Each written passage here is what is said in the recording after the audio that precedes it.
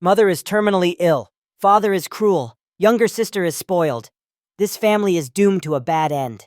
The reincarnated hero Lid Bardia decided to live honestly. He also wants to change the future. Kendi stretches after a long day of working at the computer and is glad to finally have a break.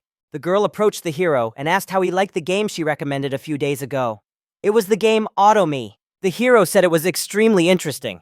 Surprisingly, the mechanics turned out to be more captivating than he thought.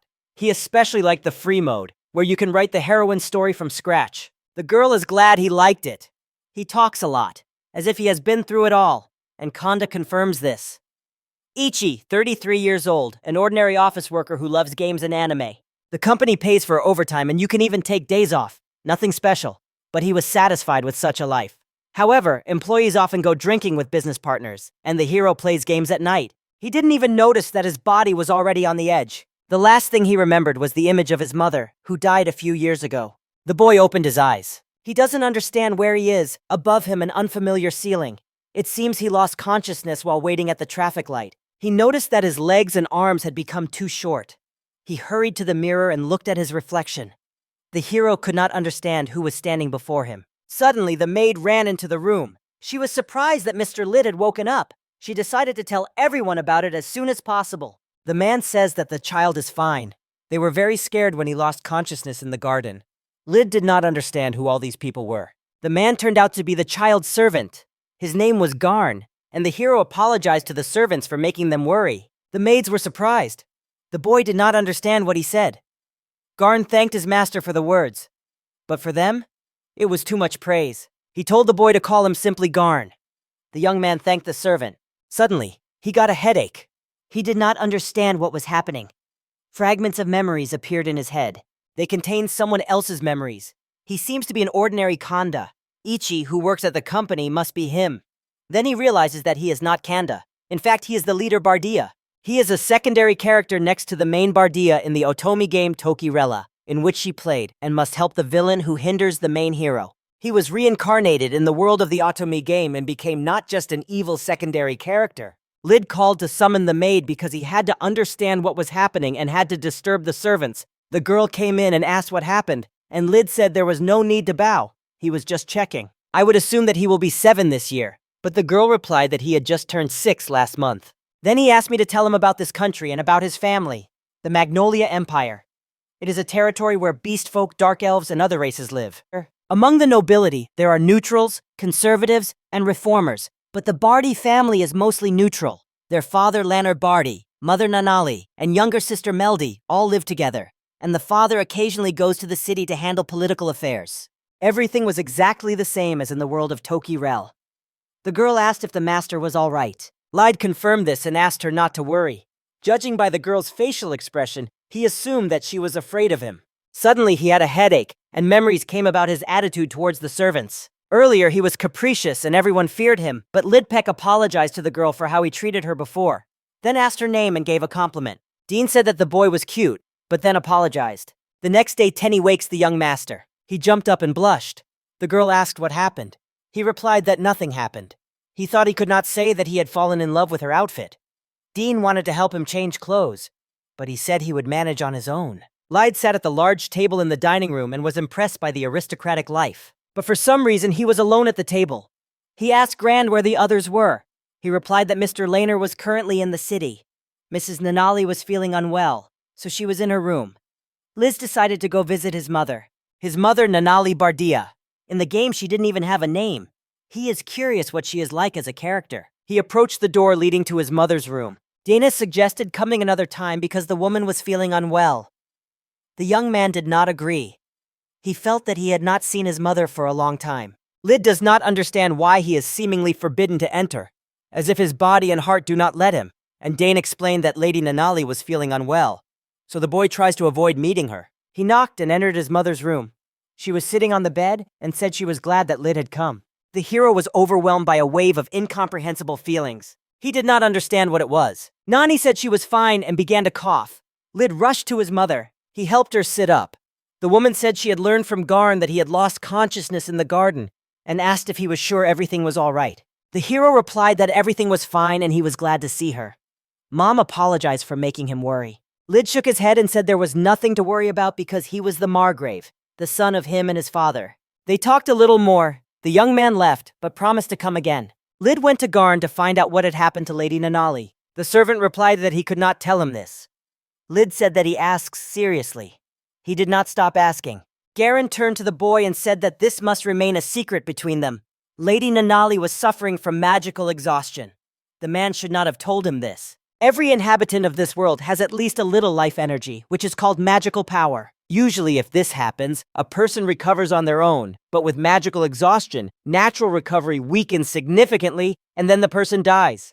Such a disease without treatment is called fatal. The hero had a premonition that this was the disease Garn spoke of, and indeed, Tokaral had a debuff called magical exhaustion. When a character suffers from it, their mana gradually decreases, and when it reaches 0, health begins to fall. A little girl, Meldy's younger sister, was standing at the door. The girl asked what her brother was doing. He replied that he needed to find something and offered to help her. Meldy asked if he would be angry. The hero denied this and invited her to come. He suggested she read a picture book. The girl agreed and threw herself into his arms. The boy asked her to close the door first. Lid read a book about princesses to his sister. Memories began to return to the hero. When Meldy was born, he was very happy. When his mother fell ill, he probably tried to keep his sanity like a normal child, so he took it out on others, swore and fought, and Meldy also got it. They began to avoid each other, so they stopped having breakfast together. Lid apologized to his sister. She did not understand why, and said that sleeping in the garden was not allowed. The boy realized that she knew, and added that one should not pretend as if they do not know. She replied that she was not pretending. The hero said that Melody was smart. Melody told her brother that he could call her Mel. Mom always calls her Mel, so he can do the same because he is important to her. After reading the book, the girl fell asleep on her brother's shoulder, Lid nicknamed A, and she was touched by this sight. She picked up the girl and carried her to the room. Garn asked if the young man was really with Lady Melody. The hero confirmed this and told her that he read books to her until she fell asleep. The servant thanked the boy and wished that everything would continue to be good between them. Lid smiled and said that it would be so because she was his sister. Garn noticed that the young man had changed a lot since he lost consciousness in the garden. The hero began to justify himself, claiming that he had not changed much. After the servant left, the hero wiped the sweat from his forehead and said that he was scared. But it was strange that now he was being compared to who he was before. After talking with his sister and mother, he understood what he had to do. In Tokyo Row, Lid committed a crime together with the antagonist. When he was found guilty, he was exiled, although they could have sent him to the front or executed him. The hero must prevent this. To avoid trial and exile, first you need to befriend the characters and avoid actions that could lead to condemnation, death, or exile. Looking at the note, the hero thinks he wrote it himself, but this is almost impossible. Game characters live in the city and in other countries, so he has little chance to meet them because he lives in the territory of the Margraves and is a secondary character. He needs to train his strength to survive alone, and for that he needs to accumulate money. The most important thing for him was to cure his mother. Probably that's how Lid felt when he saw her condition. His beloved mother was weakening, and he could do nothing. His heart was breaking, but he hid his bitter pain. The hero believed that because of his mother's illness, family relationships worsened. He needed to restore family unity. He had to find a scientific way to avoid condemnation and live by the law. Konda recalls the life, last days, and death of his mother. He does not want to go through this again. He gathered all the literature he could find and decided to start searching for information. He will definitely save his mother. In this world, the main hero is Lid Bardia. He is 6 years old. Now he is a cute boy with a perfect combination of silver hair and purple eyes. He can precisely remember the content of the books he has read and considers himself a super brain. He found something interesting in the book. The plants and ores of this world look and are named exactly the same as in the real world. Lid now understands what he needs to do. Garn addresses the hero and informs that Mr. Liner has returned. Bardia returns to Vamu. For the first time, he will see him in person. Garn said that the hero wants to talk to him. Standing by the door, the young man hopes everything will go well. He entered his father's office and apologized. The father said he heard his son fainted in the garden and asked how he was feeling. The hero replied that he was already fine. Leonard decided to get to the point and asked what he wanted to talk about. Lid sat down and said he wanted to ask his father 2 questions. Yes, his father for the chance to study magic, martial arts, and get an education. Why did the hero remember Lid, who resembled a character from a game? With training, he can change. That's how he is. And the free mode that opens after completing the game allows the main hero to learn all types of magic, and that can come in handy. However, his initial parameters are very weak and raising them takes time. It seems almost no one wants to help him, but he got involved in this grind and was able to use lead. Liner replied that he had been thinking about it for some time, but postponed it due to his mental state, and asked his son if he was sure. Lidi says it was not easy for him to watch his sick mother. He realized the suffering had to stop and decided to help her himself. The father smiled and said he would find him a teacher. Then he asked about the second request. The young man wanted money to spend at his discretion. The father asked why he needed it, and he replied that he had interesting ideas and wanted to bring them to life. Lid asked his father to invest in him without any paperwork. The hero considered it a risk. Processing documents would take too much time. Sometimes a person is driven only by enthusiasm, so he bet on him. Father gave in and said he would give him a certain amount, but it would be too much for a child. He hoped that the son had some plan. Lid got up from the chair, confirmed this, and thanked the father. Here he said that he had one more request. He suggested promising this with Mel, because he was worried that they spent little time together. Liner said he would think about it and asked if Meldy really allowed him to call her that. The hero confirmed. The children are sitting at the dining table. Father asked the daughter if he can call her Mel. The girl panics. It was quiet in the room. Meldy said he could not. She only allowed mother and brother. Father was upset, but did not show it. Lid told him that he would like to take a walk today and inspect the estate. He agreed and ordered Garn to prepare the carriage. The hero will be guarded by 2 knights, the girl Diana and the boy Lubins. The Bardia district is located far from the city, so it is called the border area. There is a lot of free space for industrial development there. Looking at the olive tree, the young man thought that growing olives was his father's idea. Diana reported that they would arrive soon. The hero thinks that they did not come here for entertainment. There are matters in this city that they want to do for money. This is not just a village, it is the largest city in this region. They went out to the square. The knights asked the young man not to go far from them because the city was very crowded. Lid agreed. In a moment, they were standing near some building. Diana asked if this was really the place. The boy confirmed it, and they entered the Christie trading chamber. The girl greeted them and asked if she could advise something. She had cat ears. Lid said that he had recently sent a letter, and the girl understood that he was a guest of the owner, so she went to check it. An elf came out to them and apologized for the delay. She was a representative of the Christie trading chamber, and her name was Christie Saffron. Christie Saffron is the only elf in the territory. Everything was as Garn described. The girl invited them into the reception room. The elf and the boy exchanged courtesies.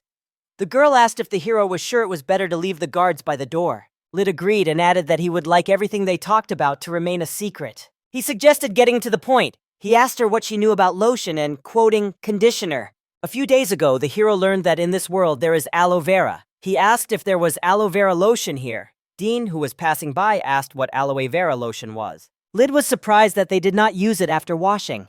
He wondered if they cared about their skin at all. The girl did not understand what skincare was. He thought these were obvious things. It turned out that in this world, no one knew about them. Dean said she had never even thought about it. She was surprised how he found out about it. The hero replied that he would be pleased if such a thing existed. In their garden grows, Allow Lid said it helps heal wounds, and the maid was surprised that this ugly weed could do that. Olive grove, permission, wide land, skincare, luxury, new product for aristocrats. That was exactly what was needed. And the hero immediately began making samples. At first he tried to make lotion, then asked if they had the conditioner, quote, and made a sample from olives because he learned this from a video he watched to pass the time. Christie said she was hearing about this for the first time.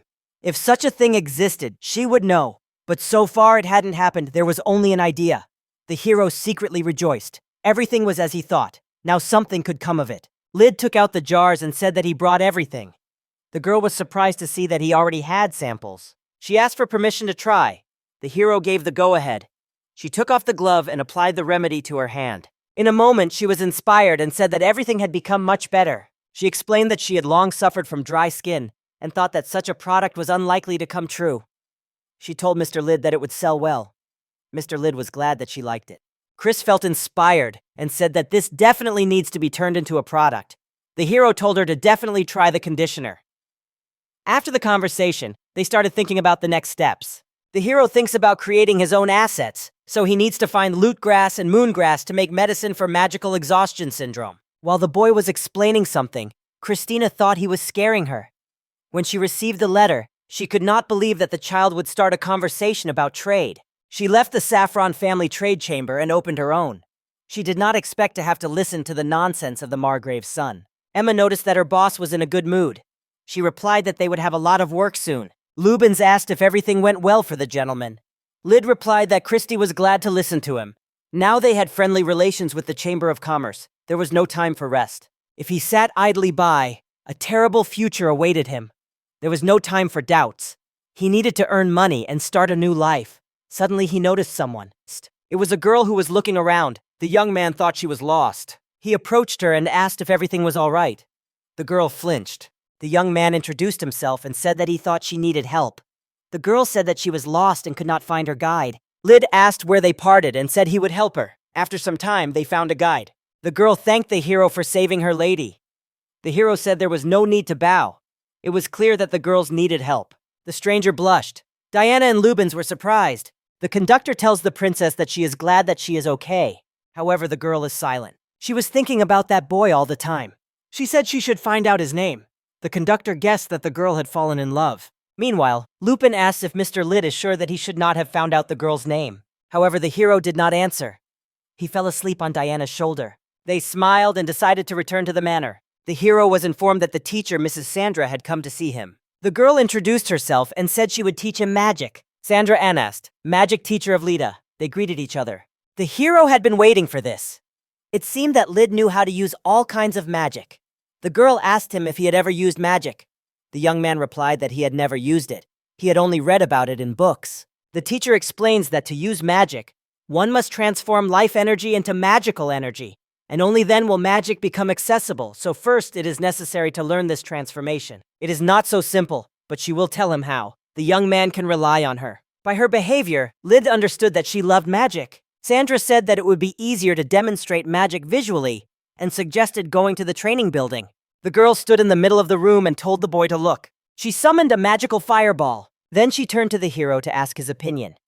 The young gentleman's eyes shone. He was delighted. He ran up to the girl and told her that she had cool magic. She was very touched by Lida's behavior, but she immediately pulled herself together because she remembered that she was a teacher. She told him that if you remember the image of magic well in your head, you can use it without a spell.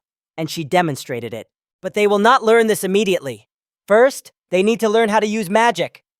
The young man began to act, but he failed. Lyd does not understand why. He thinks he lacks talent. Sandra understands that he is struggling. She suggested a way to transfer magical power and offered the hero to try. He agreed and approached her. The girl asked him to give her his hand. She began to pour magical power into the hero's body. He screamed as if he was about to be torn apart. Sandra replied that there was nothing to worry about. No one had been torn apart before. The young man feels as if something is tearing his insides through his hands. And it is a very strange sensation. The hero feels awkward, but the girl asks him to endure a little, and Lyd thinks she is doing it on purpose and joking. In a moment, Sandra released the boy and said that she was finished.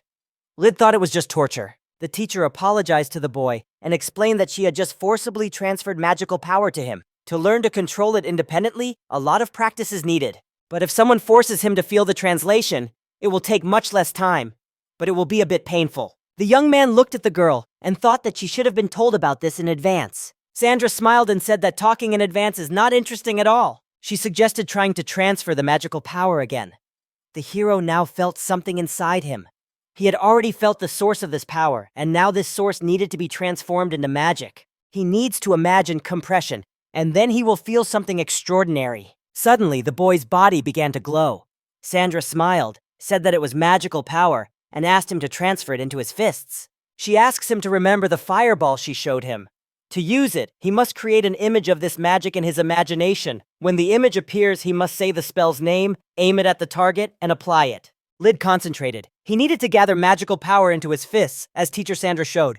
Form the ball and aim at the target. The hero activated the fireball magic, and it worked. The teacher was surprised. Lyd rejoiced and ran up to the girl. She was silent. Then she said that she did not think he could advance so quickly in mastering magic in one day. Even if a person has learned to translate magical power, they cannot immediately master magic. It takes a lot of effort to memorize the image. Sandra smiled and said that Mr. Lyd had a wonderful imagination. Maybe he was a genius. The hero was able to create several more fireballs, and all of them hit the target. He tried to use them without a spell, and they also worked. Sandra continued to call Lyd a genius. The young man felt unwell. His magical power decreased. Next will be a lecture. Apparently, Lyd overdid it. Everyone is born with a certain amount of magic, and it is the same for everyone. The more you use magic, the more of it there is. The young man asked if lost magical power could be restored. And currently there is only one way. Many countries are working on a restoration elixir, but so far no one has succeeded. Lid understands that these are not the restoration potions that were in the game. Teacher Sandra explained about magical elements and special magic. To use magic like a fireball, magical power must be transformed into fire and water. This magic performs the same auxiliary role as forced transmission of magical power. She said that magic is not that simple. You can even create your own magic. The young man was surprised. Sandra said that the hero is just beginning to learn. He needs to get used to the power of magic. Lid thinks he has become stronger. Lubens noticed the gentleman's strange movements and asked what it was. The young man replied that it was just a warm-up. Did the knight practice? The knight replied that he ran but did not do such strange movements. The young man understands that in this world there is no concept of a warm-up. He looked confused. Today, Knight Lubens taught him martial arts. He had little practice in his past life, so he did not really believe in his abilities. Physical activity must be avoided because the future needs to be changed. At first, the hero takes a stance, then delivers a strike. He is quite skilled at this, so Lubens suggests he practice. The knight told the young man to strike wherever he wants. The leader rushed into attack. They are training and sparring. The boy does not understand what is happening to him. He felt lightness in his body. Swinging a wooden sword was very fun. All this is thanks to the leader's high physical abilities. It seems he is capable of anything. Lubin said that is all for today. He added that he might even become better than Mr. Leiner. Leiden likes being praised, but has never won.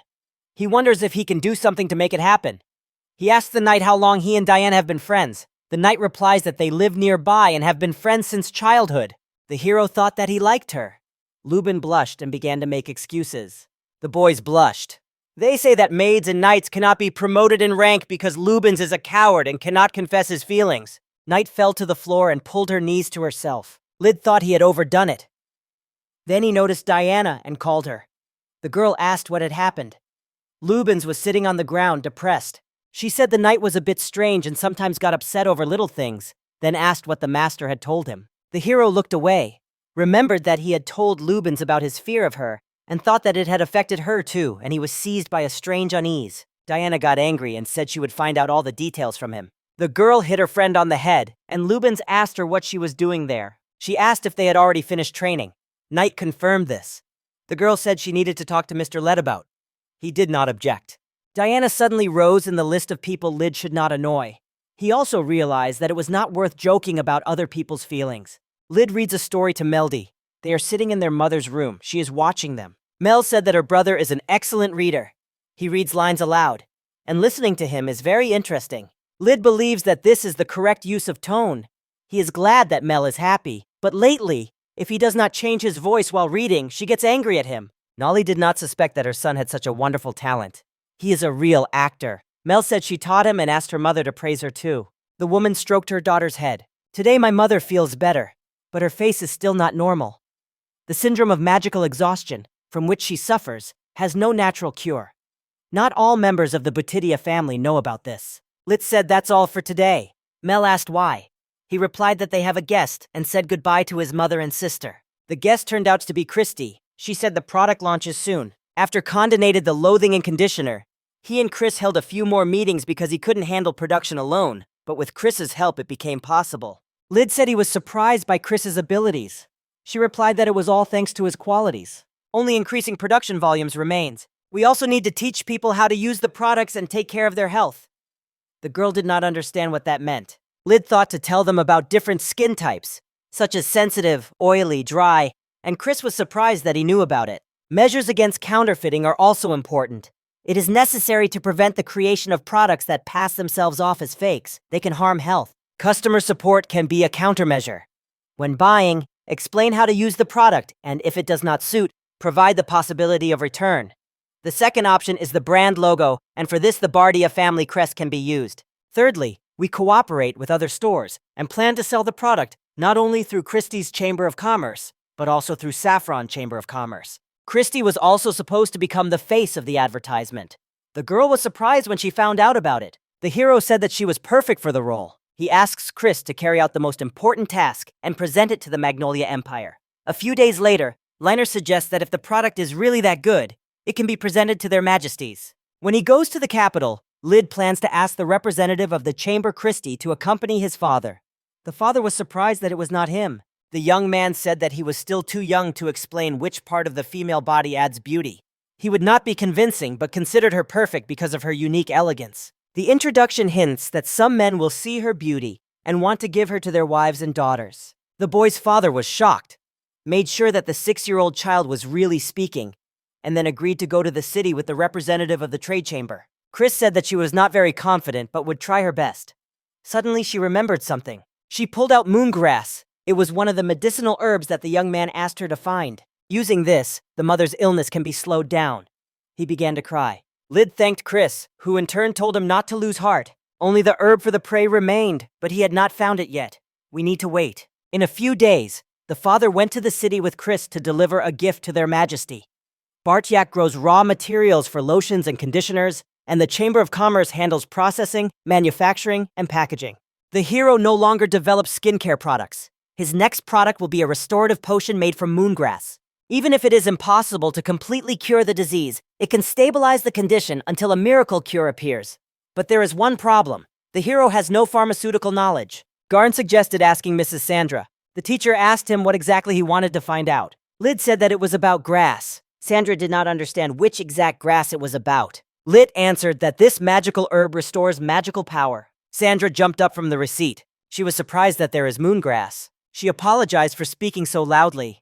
She had previously been at the Imperial Laboratory, where they studied the elixir for restoring magical power, and he was surprised by the coincidence. Then Sandra told him about her affairs in the city. In the city, elite mages gathered to create a potion to restore magical power, and Sandra, who had long loved magic and made a significant contribution to its study, was appointed head of the laboratory. But for some reason, the goods sent last week have not arrived yet. This has happened before. The development is lagging again. Nothing can be done. The method of preparation will have to be changed, but they should have already submitted the report. She is starting to worry. Suddenly, she came across an unfamiliar woman whom she saw for the first time in the palace. This woman said that it was restless here because some mice were running around. She asked the chief developer about the process. Sandra believes that some aristocrats do not like them. They do not like that they send large sums of money to unknown people and for unknown reasons. People started leaving because they did not see results. There was a shortage of staff. Sandra decided to take leadership upon herself and then left the laboratory. She renounced her family because she was afraid that her resignation would cause a scandal. People talked about the girl and her actions, said that she did not fulfill the state order, and even claimed that she deserved only execution or exile. When everyone had already begun to forget her, Margrave Liner hired her as a teacher, and so she ended up here. Lid believes that she got into serious trouble, and he will have to force her to conduct the same research again. But he wants to save his family and asks the teacher to help him. This is a secret, but his mother suffers from magical exhaustion syndrome. There is no treatment yet. Therefore, he wants to prepare a potion to restore magical power to prolong her life at least a little. The hero needs Sandra's powers. He asks her to help prepare a potion to restore magical power. The girl thought that this way she could pay off the Margrave for hiring her. She said that if she suits him, she will help. She will do everything to save Lady Nanali. Lid took her by the hand and thanked her. After that, he promised to prepare Sandra's laboratory and everything she might need. She was delighted with this idea. When she was in the city, she found moongrass but never managed to obtain it. There was no information left about it in the laboratory. The girl said that he can just call her Sandra, but in class he must call her Teacher Sandra. The young man agreed, and they laughed. Lita wants to know how his father is getting along with Chris. Meanwhile, in the city, Chris was in the palace. The woman said that the lotion and conditioner were simply incredible. She asked Chris to sell the recipe and rights to the Magnolia Empire. Chris mentally called Mr. Liner and Christie. During a stop on the way to the capital, the father said that they would arrive soon and asked her if she was ready. She confirmed this and said that it was rare for her, but she would do her best. The man said that she needed to be alert and careful in words and actions because the capital was a terrible place. And compared to it, a Margrave like him seemed only a speck of dust. Emma said that she had already been to the capital. Looking at this landscape, Chris said that she admired it every time. This is a fortress city. The imperial capital Magnolia is surrounded by 2 walls. Aristocrats live within the palace walls, which are about 5 meters high. Outside them lies the ordinary city, protected by another wall. Emma replied that even the Elven Kingdom was not that large. Mr. Liner had already gone ahead, and they stood there for a long time. The guards asked to show their offerings. Liner placed his hand on the knight's shoulder and said that he trusted these women. The guards allowed them to pass. The warrior they had just seen is a ward of Count Lar, who violated their rights. The man suggested that he probably wanted to find out information about the goods. Chris asked him to be careful. Liner said that it was the zone's fault for not explaining. He did not know that such a thing could happen during an interrogation. Suddenly, Count Lara appeared and said he did not expect to see him here. They had not seen each other for a long time. The man then asked who the beauty behind him was, and she replied that her name was Christy Saffron. He called her a hooligan who ran away from the Saffron Chamber of Commerce. There were rumors about her, but they were not confirmed. Then he started talking about Emma and said that they really are friends with animals. Calling Beastman animals is considered an insult. He says it deliberately to anger Chris. Christy clenched her fists. She was about to say something because she would not allow Emma to be insulted. However, she did not have time to do so because Margrave Lanner intervened and said that it was too much, as they had come to an audience with their majesties and it was unwise to offend them. He agreed, apologized, and left, saying he had business. In the reception room, the girls asked who that was. The Margrave replied that it was Laurent Galliano. He adores money. Emma approached Miss Chris and apologized for the trouble caused.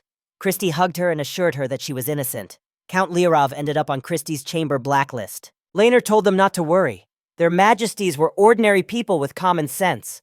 Suddenly, a maid entered the room and said she would show them the way. The hero reports that all the nobles gathered in the reception hall, and the newcomer asks if they were made to wait long. The Empress Mathilda Magnolia and Emperor Erwin Magnolia are shown. Lena Bardia announces her arrival at the palace and apologizes to her companion for always having to travel so far. She claims to be the daughter of Baron Martin Saffron from the Kingdom of Astolia. The girl calls herself Christy Saffron. Liner was surprised to learn that she was from the Chamber of Commerce, not the Baron's daughter. Christy explains that her father only recently received the title. Liner says that since she is the daughter of a nobleman, he treated her inappropriately, and his interlocutor is shocked. The ladies whisper that she turned out to be not just a girl from the Chamber of Commerce. The Empress says she wants to try the goods as soon as possible, and the Emperor asks to be introduced. Christy says she brought it to them and shows them the goods. The young man notices that the men are not interested, unlike the Empress and the maids, who are very interested. Christy smiles and says that she herself uses this lotion and conditioner. The Empress asks for permission to touch her hair. Christy, of course, agrees. The Empress is surprised and says that she is seeing such smooth and shiny hair for the first time. She says that only women can appreciate such hair. Christy advises her to try the lotion. A man approaches His Majesty and asks for forgiveness, but warns that it may be dangerous. She insists that she is speaking with Christy. The Empress coldly asks Count Lare when she last asked for his opinion. Christy says that the lotion relieves dryness. The Empress asks if Christy intends to bribe all the ladies in the palace. The Empress is delighted and ready to call this product the best. The Empress says that the lotion is wonderful. She offers to sell Christy the recipe and sends it to the Magnolia Empire. Someone asks Lady Christy if she can hear. The girl says she cannot accept the offer. She explains that she cannot decide on her own. The Emperor insists that Margrave Lanier, as a vassal, cannot refuse them. Christy falls into despair because of Lord Laner and shouts that she can do nothing. Lord Lade appears and says to trust him. He says that their Chamber of Commerce and Industry took a risk by releasing this product. If they want to take away their rights, they better leave this district. Instead, he offers His Majesty the right to receive the goods first. The Empress says they will try to have the goods in stock and asks them to forgive her. The Empress calmly replies that let it be so. The courtier anxiously asks if Your Majesty is sure about this. The woman says that Christy is right. If people's rights are taken away, the empire will perish. She believes that the rights need to be reviewed. The Emperor agrees and promises to protect the citizens' rights more strictly. He leaves Christy the right to production. The man asks if everyone agrees, and the courtiers bow and say they agree. Christy is surprised.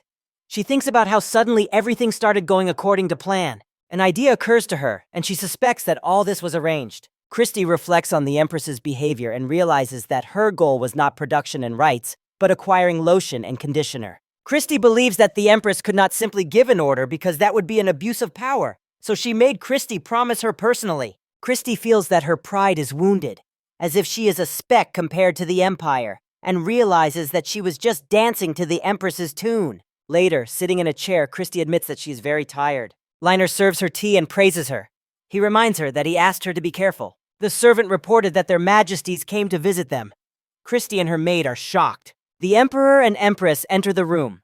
They apologize for the sudden visit and for not greeting properly. The Empress apologizes to Christy for having to be involved in this. They explain what happened today. It turned out that Margrave Liner had already delivered samples to their majesties. The product was so impressive that rumors began to spread. Among the aristocrats, there were those who wanted to obtain rights to this valuable gift from the territory of Bardia. Since there was an opportunity to review the rights of the aristocrats, she considers the day productive. Christie replies that everything is fine. Since the production rights were given to Chris, the aristocrats will not be able to obtain them so easily. The Emperor says he wants to talk to Liner, while the ladies decide to summarize their conversation. The Empress immediately gets down to business regarding, quote, the right to receive goods first. Christie is surprised by such haste. The Emperor tells Liner that he was approached from another country with a marriage proposal, and this has become a problem. He explains to Liner that for this marriage, there is no one better than his son. The narrator felt something strange, as if something was tearing out of him, and as if a crack had formed in the bottom of the glass. She says that the illness started suddenly. At first she got tired, and then she could no longer stand. The woman lay in bed, weakening and wondering if she could do something with her body. They should start feeling that the disease has stopped progressing. She says she slept terribly. Lyd began to react sharply to others, and Mel cries more often. She worries that the disease is eating away at her children's hearts. The mother notices that lately Lyd has started to behave and speak like an adult. Mel happily says that her brother read her a book. Mom understands that he has improved his behavior, and she too cannot give up. She is determined. She believes she can overcome this disease. Lyd lies on the grass, covers his eyes with his hand from the sun, and says the weather is pleasant. He thinks that since Dad and Chris try so hard, he should also be useful. He decides to try attribute magic, like in the game. Lyd notices that this universe is very similar to the world of the game Tokurella, which he played in his past life. The young man acquired the necessary materials and developed self-care products, which could not happen in the game. He realizes that his life here can be completely different. He has already tested the fire, so he will continue to test other properties. He creates a wall of ice and says that he succeeded. The leader thinks about how to name the attributes. Figurative names are needed, which are easy to imagine. For example, Fiery Spear or Thunder Spear. He decisively shouts out the name of the spell, Fiery Spear. Led says with enthusiasm that it is wonderful. Mel shouted joyfully. Led realizes with horror that he saw everything. Mel says that she has been watching since he summoned the light. Led asks Mel to keep his magic as their secret. Mel admires the beauty of the magic. Led promises to read her any book she wants. He worries that if everyone finds out, rumors will spread. Mel asks to show him the magic once more. A few days later, he received a letter from Chris in which he asked if they succeeded. The letter says that Count Laurent is not allowed in, and that Empress Matilda is dangerous. Led finds this a bit strange. He does not understand why the unknown count was suddenly forbidden entry. The teacher announces that classes will start soon, and explains that attribute magic requires certain abilities. The woman asks if special talents are needed for special magic. Lyd honestly replies that he does not know. The teacher praises him and says that he needs nothing. Lyd asks in surprise if that means everyone can use him. The woman explains that magic must either be created by oneself or received from someone, and Lyd is glad that it can be created.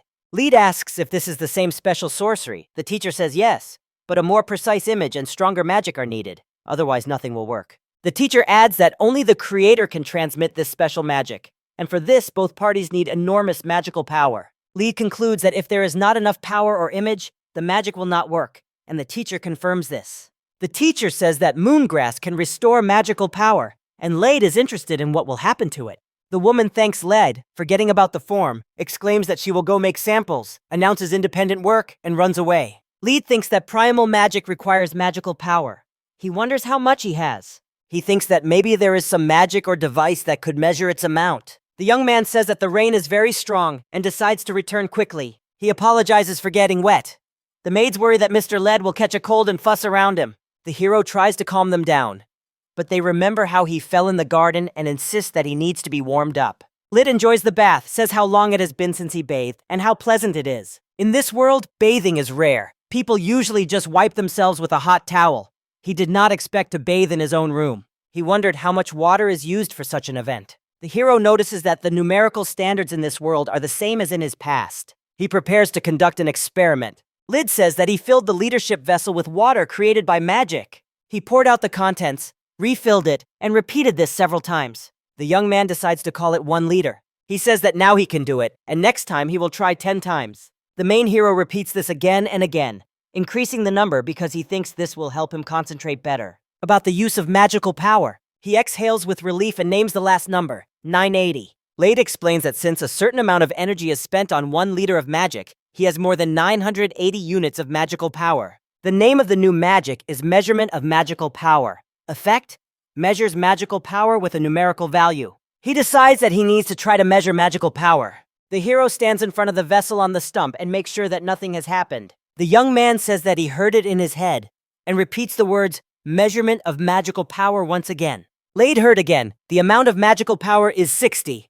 He understood that using the measurement requires 20 units of magical power. He happily says that he succeeded. The hero thinks that this measurement will be useful when he asks his mother to drink the potion, and then he will be able to see the result. He says that today he is 1 step closer to his goal. The teacher asks him to ask again. Lade explains that he wanted to find out how much magical energy is spent and created a special spell for its measurement. The teacher was seriously surprised by his way of thinking.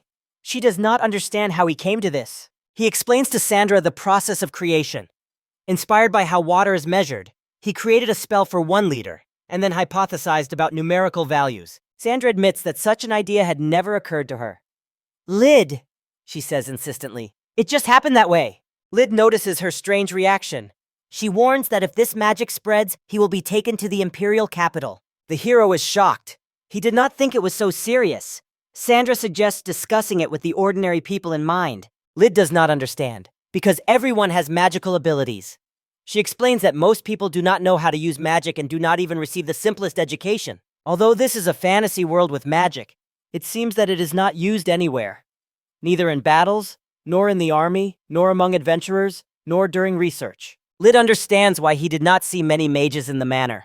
People usually avoid studying what they consider boring. He is sad that in the fantasy world, magic is not at every step. He considers it a wasted loss. Sandra says that even she could not create a spell for just 1 liter and that it would not be easy, because such a thing is only within the power of a genius. She believes that Reed is even more talented than she thought, and doubts whether he is more genius than her. Lid believes that if he is a genius, then the teacher Sandra should have been invited to the capital long ago. She says that this is exactly why she was chosen for the position of director of the capital's research institute. The woman says that she was broken by someone else's envy, but confirms that she was indeed invited to the capital as a genius. Lid says with a smile that he expected something like this from Sandra's teacher. She admits that she was waiting for this day to observe her talented student, the subject of her research. The woman encourages him not to let boundaries hold him back. She says that if you stand out too much, no one will push you away. Lid says that he understands, but for now will try not to tell anyone about it, although she could have warned him in advance. He suggests that she thought it would be more interesting that way. She confirms that this is exactly why. Lydia sees that it scares him, laughs, and says that he is easy to read. The narrator says that then they continued working on creating a medicine to restore magical power. Sandra shows them moongrass materials, and they will try different options, eating it raw, in powder, and cooked. He knows that moongrass is much better, but he is ready. Lid decides to try it for the sake of his mother. The hero says that he will do everything. You think about everything he ate. Experiment results. In raw form, the herb retains 20 strength. Comments say it is very bitter. After cooking, the result varies from 10 to 30 units. Complaints arise that it got worse, bitterness increased, and he has to eat it all. In powdered form, recovery is 50 units. Reed says the most convenient was to mix it with water and eat it, but the taste was still unpleasant. Reed concluded that the last option is the best. Sandra says that is the method of administration.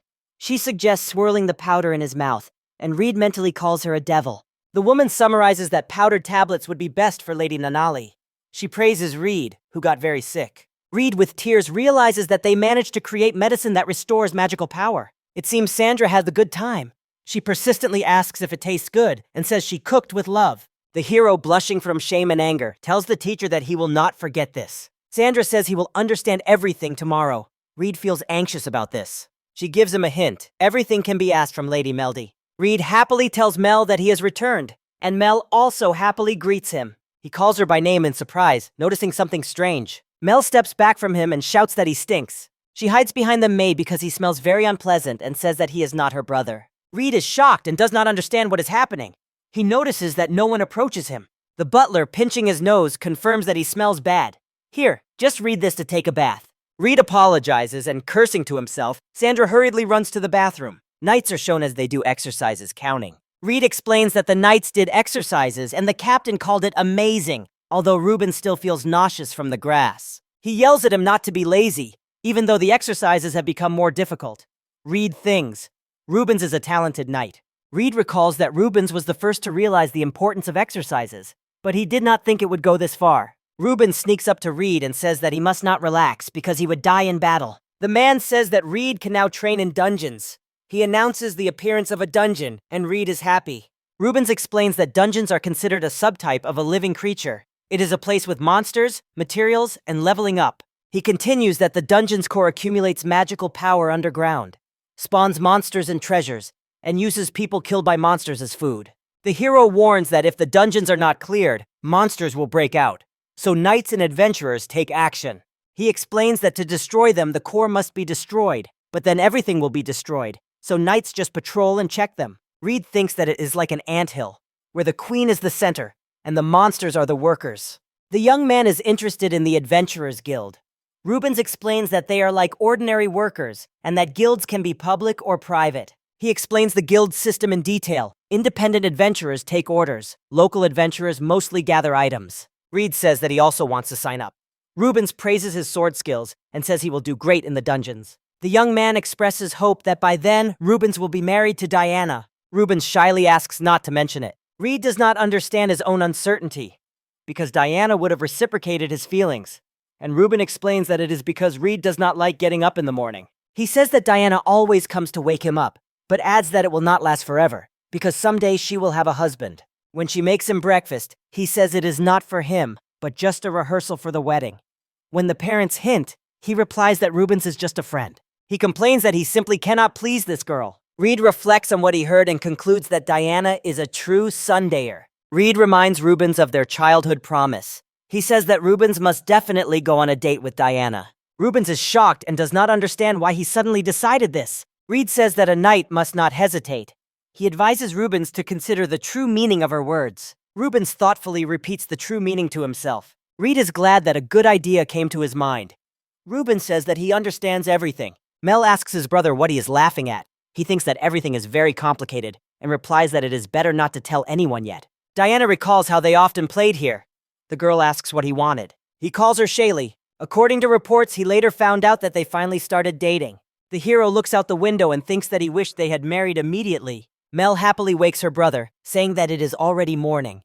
Reed sleepily wishes her good morning. The notes say that lately Mel wakes him up in the morning. Earlier, he used to get up first, and she did not like that she could not wake him. After breakfast, she sits down again to study and prepares for the future by learning etiquette, languages, and dances. Reed is sure that mornings are the most precious time to be with her beloved brother, as she is only 4 years old and very active. The hero thinks about how Mel woke him, and at that moment the father announces that he has returned. Reed happily greets the father and Chris. Chris, looking very tired, quietly says her name. The young man asks Chris if she's okay. The father explains that Her Majesty enjoyed talking with Chris, so he orders her to spend the night in the guest room and calls Reed to his office to talk. The man looks very serious. Reed does not understand what is happening. In the office, the father sits opposite his son and directly asks Reed why he suddenly changed so much. The father notes that Reed remained calm under pressure and clearly was not doing childish work. He says this also applies to the gifts, claims that there are no books with such knowledge in the estate, and demands an explanation. Reed is embarrassed. He did not think his father would pressure him like this. He does not know what to say, but it is hard for him to keep lying to his father. He decides to speak honestly. The young man begins the story, carefully choosing his words, and says that actually, that day in the garden, he lost consciousness and remembered his past life. Memories from his previous life and the Reed memories merged. Thus, a new anthem was born. The personality from his previous life became the foundation, but the Reed feelings remained. He explains that Reed felt guilt because of his sister, who was among the maids. He also always respected his father and wanted to be just as strong. The hero was in despair because he could not help his mother, who was dying. He says that is exactly why he wants to protect his family and mother. The father says to Reed. The man apologized, said he was just watching and did not know, because he thought Reed was doing it for himself. He says that he has failed as a father. Reed tearfully responds that his father really noticed changes in him. Reed asks his father if he believes his story. The father replies that yes, it explains everything. Reed adds that he created the drug using knowledge from a previous life. Reed explains that it is medicine that restores magical power. The father is shocked by this discovery. The young man explains that he brought the materials and Sandra made it. He also created a special spell to measure the power. The father is shocked by everything, especially the moonflowers and Sandra's involvement. Her father says that the drug will only temporarily help Nanali. It will prolong her life but will not cure her. The man asks if Reed learned this in a previous life, if he knows anything else, and promises to help. He invites Harun to join their conversation. The father says he wanted to talk about something else. The father announces that he has chosen a bride for Reed. How to ask if he needs to propose. But Dad says everything is already decided, and the engagement will take place in a few months. The father admits that he himself was surprised. His Majesty raised this issue quite unexpectedly. He protests that he is too young for marriage, and his father explains that this is a political marriage with Princess Reno to strengthen their ties. Reed thinks they are still just children. The father tells Harun to prepare for a meeting with the princess at the estate. A rough note says that the estate is too small for the princess.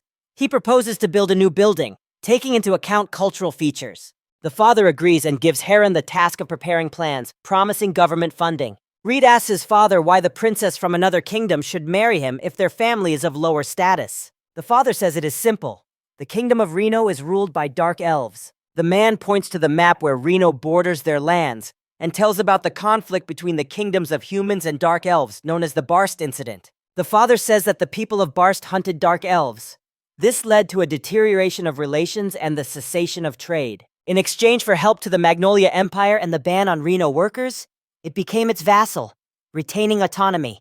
Later, everyone was released. The father explains that marriage to the emperor's son would be risky due to possible struggles for the throne, so a marriage with an aristocrat was proposed. Reed understands that their remote Margraviate became the perfect place to exile the princess. The father says that as the son of an imperial aristocrat, Reed has no right to refuse, even if he tried to object to his majesty. Reed sympathizes with the princess because, due to her vassal status, she is forced to marry the son of Margrave.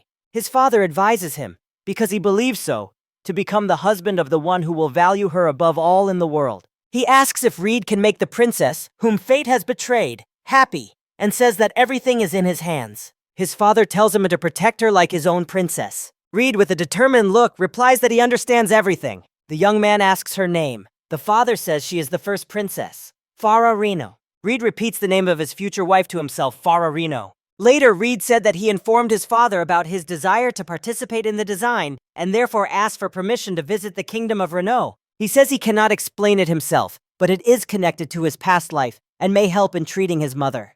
The father agrees, but only for a few days. He says there is still time before the marriage announcement, and he will arrange an unofficial visit. Reed thinks about marrying at 6 years old. At this moment, Harun addresses him. Harun is confident that Reed will make the princess happy. Reed thanks him and says he will do everything possible. After all, he is still a child, and Reed says that calling her a young wife is not quite right. Peru apologizes. Reed cheerfully replies that it is nothing serious. Reed approaches the guest room and calls Chris. He thinks she might be sleeping and quietly peeks inside.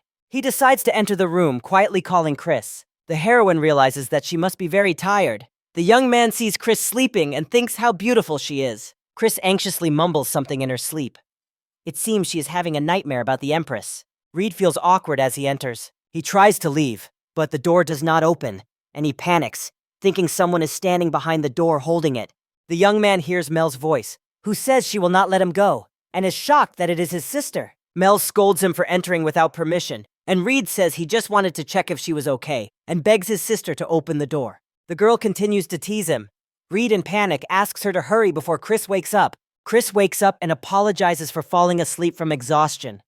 Reed thinks with relief that he was not caught. He apologizes for what happened in the capital. It turns out Chris has already told him everything about the Count, the negotiations, and that she was also kept in the dark. She also told how rudely Count Roland treated her. The Emperor offered to punish him, but Chris, to the Count's surprise, refused. In the throne room, Chris addressed the Emperor. She said she had something to say, and he allowed her to speak. She asked all the nobles not to believe rumors and to form their opinions based on facts, because otherwise their country would be despised on the diplomatic stage. The girl urged them to take this opportunity to think and correct their mistakes. The Emperor apologized to her for the lack of education among his aristocracy and hoped that she would forgive them. The problem affected not only Roland, but the entire aristocracy. It was unclear who was reprimanded. Reed says that it turned out to be much more serious than he thought. Reed admires her and thinks how wonderful she is. Chris asks him again what he said, but Reed says she heard wrong. The young man asks if this means that now they can only wait and watch Roland. Chris replies that his faction has already lost its position and influence. Chris explains that Roland did not receive his title of Count by accident. Reed understands that they had to defeat this enemy if they wanted to expand trade. Reed says he is satisfied with the successful negotiations. He is very glad that the company Christie's came to Bardia and thanks them. Chris replies that she is pleased to hear that. She adds that she was also very lucky to meet him. She thinks about how no one noticed her, no matter how hard she tried. Her efforts did not bring results. They say Chris was born into a trading company where the elder brother was supposed to be the heir, but her business acumen was much stronger. The priestess said she would support her brother behind the scenes. That's exactly what she did until people started talking about it. Because of her reputation, Chris was supposed to inherit the company. But fearing that a scandal would ruin her, she decided to act independently. Even for the most talented person, starting from scratch in an unfamiliar country is extremely difficult. There were days when she could not achieve any results, but suddenly something changed. She believes that sometimes even talent without luck does not yield results. But she still fought and tried desperately because luck comes only to those who work hard. Reed says that his butler told him about her company. He believes that everything he learned about her is the result of her own efforts. He says that Chris has achieved a lot. He asks where her confidence is. She thinks about how hard she worked. Sometimes it was very difficult. Maybe she always wanted someone to notice her, and she is very glad that this day has come. Chris apologizes for losing her composure. Reed calms her down and asks if His Majesty will now work with her. Chris confirms and lists the conditions. Prepare a month's supply, full prepayment. This does not apply to additional orders. She says that growth is just beginning, but she has already taken measures in advance and asked her father to find fertilizer. Reed is impressed by her business acumen. She used connections, secured a contract, and placed an order that raised the market price of aloe. The young man understands that the Empress will now be very busy. Chris adds that he is well versed in advertising and even managed to win the Empress's favor. Chris says that there are a few people in the world as good as he is, and she shyly adds that he needs to choose his words more carefully. Reed offers her a great slogan, "You can be as beautiful as Chris." Chris shyly agrees. The hero says that after a long conversation, he managed to convince her to name the products Christy Locien and Christy Emma Hair Dye. Chris is surprised that paint can be made not only from olive oils, but also from essential oils. Reed believes that she is not going to stop at just as products. He understands that they will continue to develop. Chris says that they need to remain optimistic. Reed adds that now they can communicate directly with Her Majesty. Reed remembers how Chris muttered in her sleep that Empress Matilda is dangerous. He smiles, noticing that she even talks about Her Majesty in her sleep, and advises her to stay away from the Empress. Chris does not understand how he learned about her dream. Reed innocently replies that he heard it while she was sleeping. The girl shouts that looking at the face of a sleeping girl is the greatest indecency. Mel is eavesdropping behind the door. Everything is misunderstood and now intends to defend Mr. Reed's honor. Meanwhile, Nally is lying in bed. Her heart is beating very fast, even as she listens to the sound of dripping water. She is crying but whispering that no, she will not give up. The woman looks ahead resolutely and promises that she will definitely get back on her feet. Nally convinces herself that everything is fine and tries to gather strength. There is a knock on the door. Nally lets them in, saying the door is open. Liner, Reed, and Sandra enter, and Sandra politely greets them and wishes them a good day. Apologizing for her appearance, she sits in bed and says that she is Nally Bardia, the Margrave's wife. Reed admires his mother's generosity. Sandra introduces herself and says she is engaged in magical research. Liner, standing by the bed, says that until now he had hidden the name of the disease from her because he was afraid. Obstacles that prevent you from living a normal life. It is a deadly and incurable disease that leads to the depletion of magical power. Nanali calmly replies that she knew, and Liner, stunned, asks who told her. She asks the man not to make such a facial expression. She says that she herself knew about her condition. She just did not like being only sick.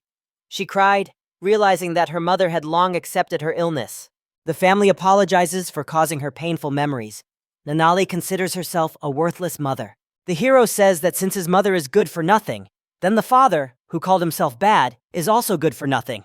He adds that he just repeated what was said. Liner is outraged by his son's secrecy. Nanali asks him to call Maldi simply Mel. The boy shouts and asks if he thought about his mother. He asks his son how he thinks how hard it was for her to endure all this alone. The man admits that he knew about the fatal illness, so he just turned away and immersed himself in work. He regrets leaving her alone. Liner admits his mistake. Nanali calms him and says she understood that he had other worries. The man says he loves her. Nanali replies that she loves him too. Sandra interrupts them and suggests moving on to business. She gives Nanali medicine and explains that it will not cure her, but will relieve the symptoms. Reed warns that it does not taste very good and advises to drink water immediately after. Nanali turned pale. Everyone panicked and rushed to her. Reed is scared, thinks everything is bad, and shouts while reading the spell Dimension of Magical Power. Natalia has 8 units of magical power left. Reed shouts at Sandra that Natalia has only 8 units left and asks Sandra to quickly give Natalia the medicine. Sandra calls her name in horror. Nanali coughs up blood. The girl tried to shout to the woman to open the door. The woman was trembling and drooling. Breathing heavily, she barely managed to call Rainer once. The boy tried to encourage his mother not to give up under any circumstances. She looked tiredly at her son. He was screaming in horror and calling her, not wanting his mother to leave him. Suddenly, a man flew into the room and kissed the woman. The boy did not expect this at all. The young man met Nanali when he was still Arvin's assistant. At that time, he worked in the capital. He even had to change clothes. During a conversation with Arvin, he found out whether he really needed to go to the city for the scheduled census. The man was also in disguise and wore a wig. When his friend asked, he replied that he just wanted to take a walk. There were 2 reasons, one of which was the desire to buy a gift for his wife. The boy frowned because of this excuse. He was outraged by his friend's actions because it was quite acceptable to send a servant for such things or ask him to do it himself. But for Arvin, it was important to decide for himself. The friend had to give in because the man was unstoppable, and it made him smile. However, later he explained that his father was feeling unwell and found it difficult to manage state affairs. The young man inquired whether things were really that bad. But the matter was serious because in a few years, Arvin was to inherit the family business, and then he would hardly have the opportunity to go to the city. Therefore, the young man wanted to see the landscapes that he would later defend. He asked his friend not to worry about his problems and thanked him for going to the city with him. Standing on the bridge, the friends heard cries from below and someone was asking to be released. The boy asked his friend if he could go and check. Arvind agreed, but asked him not to overdo it. While fleeing, the young man asked Dinas to stay with his master. The young woman was surrounded by a crowd of men, and one of them did not expect to see her in such a place. He held her hand to continue the conversation. The girl replied that the man had already been officially rejected, so there was nothing to talk about, and she did not want to communicate with a person with such an inflated opinion of himself. He was not going to give up. He and his friends had unpleasant smiles. The girl began to be seriously afraid. He liked the expression on her face.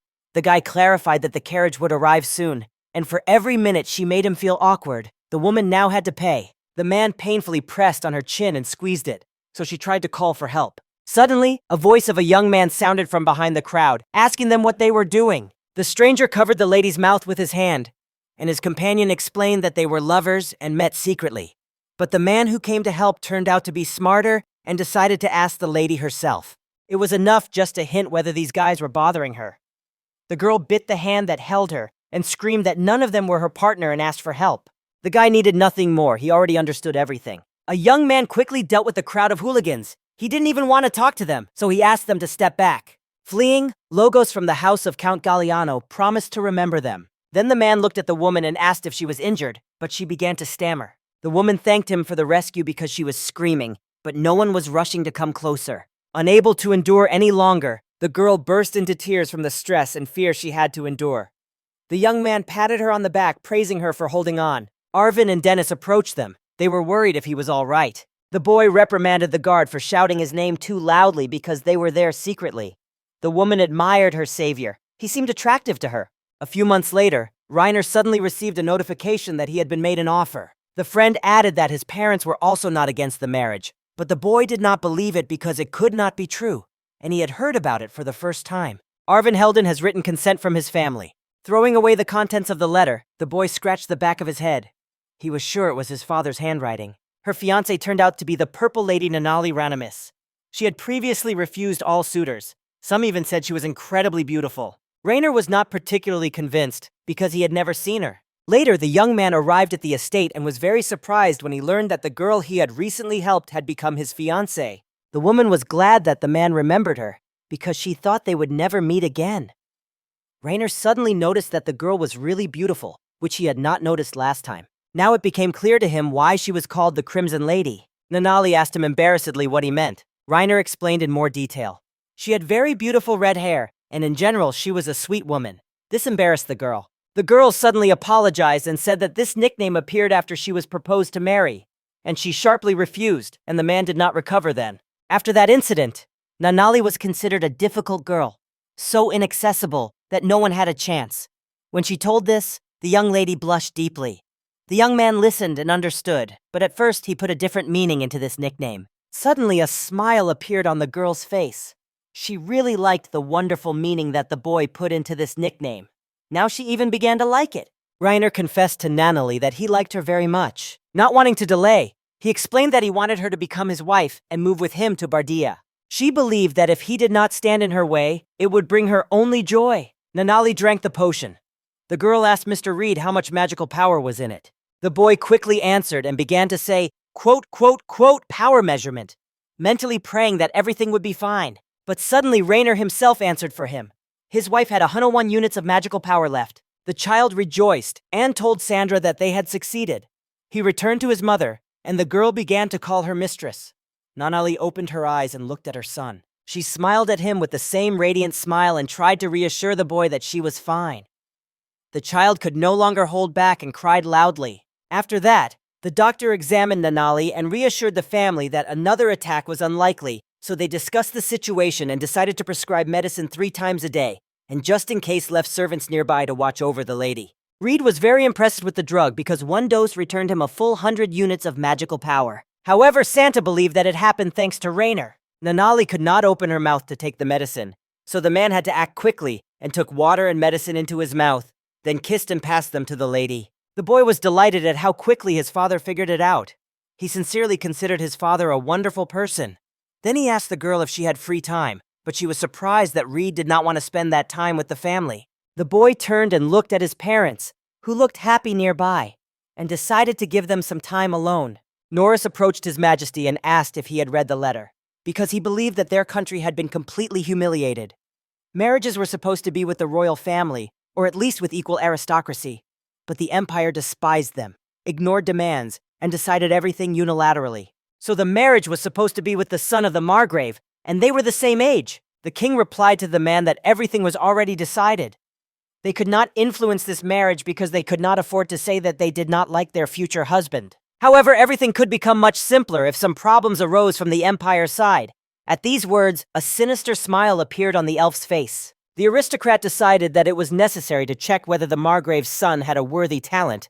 Norris voluntarily took on the task, and His Majesty clarified what exactly he meant.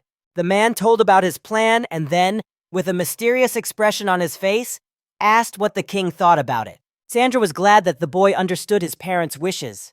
Then she told him that, looking at him, it seemed to her as if an adult was hiding in a child's body, and this made Reed laugh because she knew that could not be true.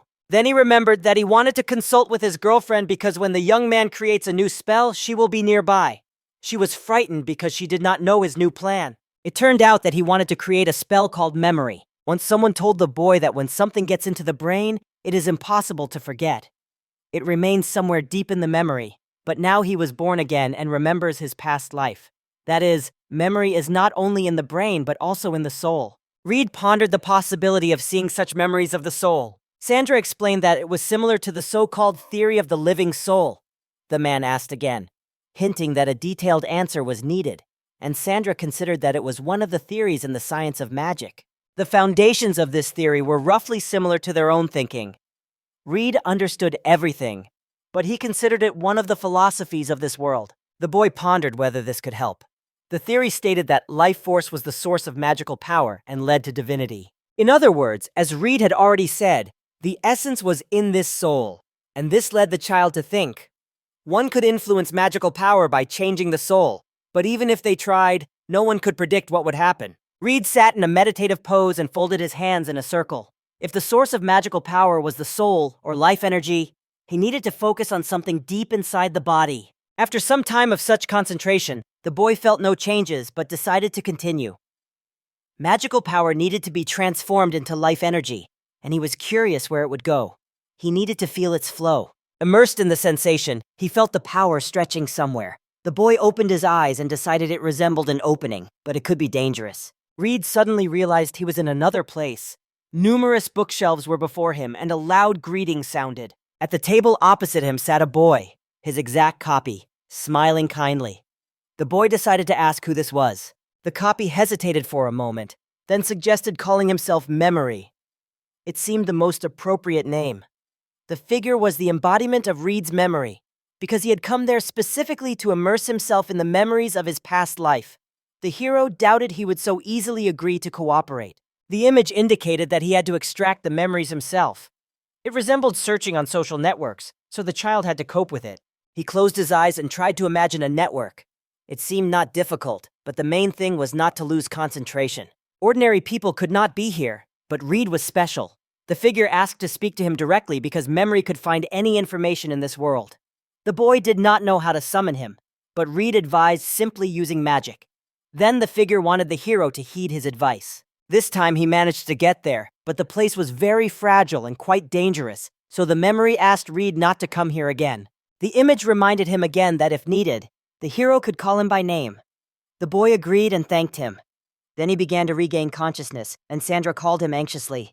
The hero was frightened by the surprise, so he retreated, which also scared the girl. He asked her what she was doing, but Sandra felt that the question should not have been addressed to her, and her friend explained that the boy had frozen and sat in complete silence, and when she approached, he immediately screamed. Read the phrase, "We apologize for the inconvenience." The girl stood up and brushed the dust off herself, worrying whether his body was okay because the boy had been sitting motionless for a long time. He looked at his hands and thought that the last thing his memory told him was that he should not have returned.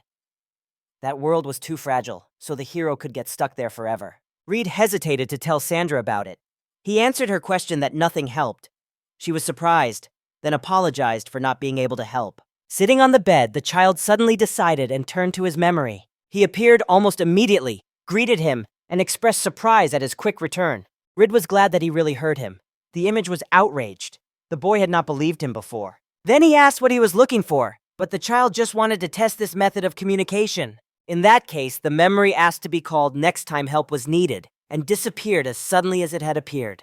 The boy went to visit his mother, and entering the room, immediately asked how she was feeling. The woman seemed happy. She told her son that she felt better thanks to the medicine and asked the assistant to confirm this. The assistant explained that they were still adjusting the dose, but there were no problems. The hero, looking at them, compared them to two cats. Sandra, noticing this, immediately understood that he thought something offensive about them. The young man quickly excused himself, saying it was the opposite. After Nanal almost experienced a fatal seizure, the girl became her attending physician.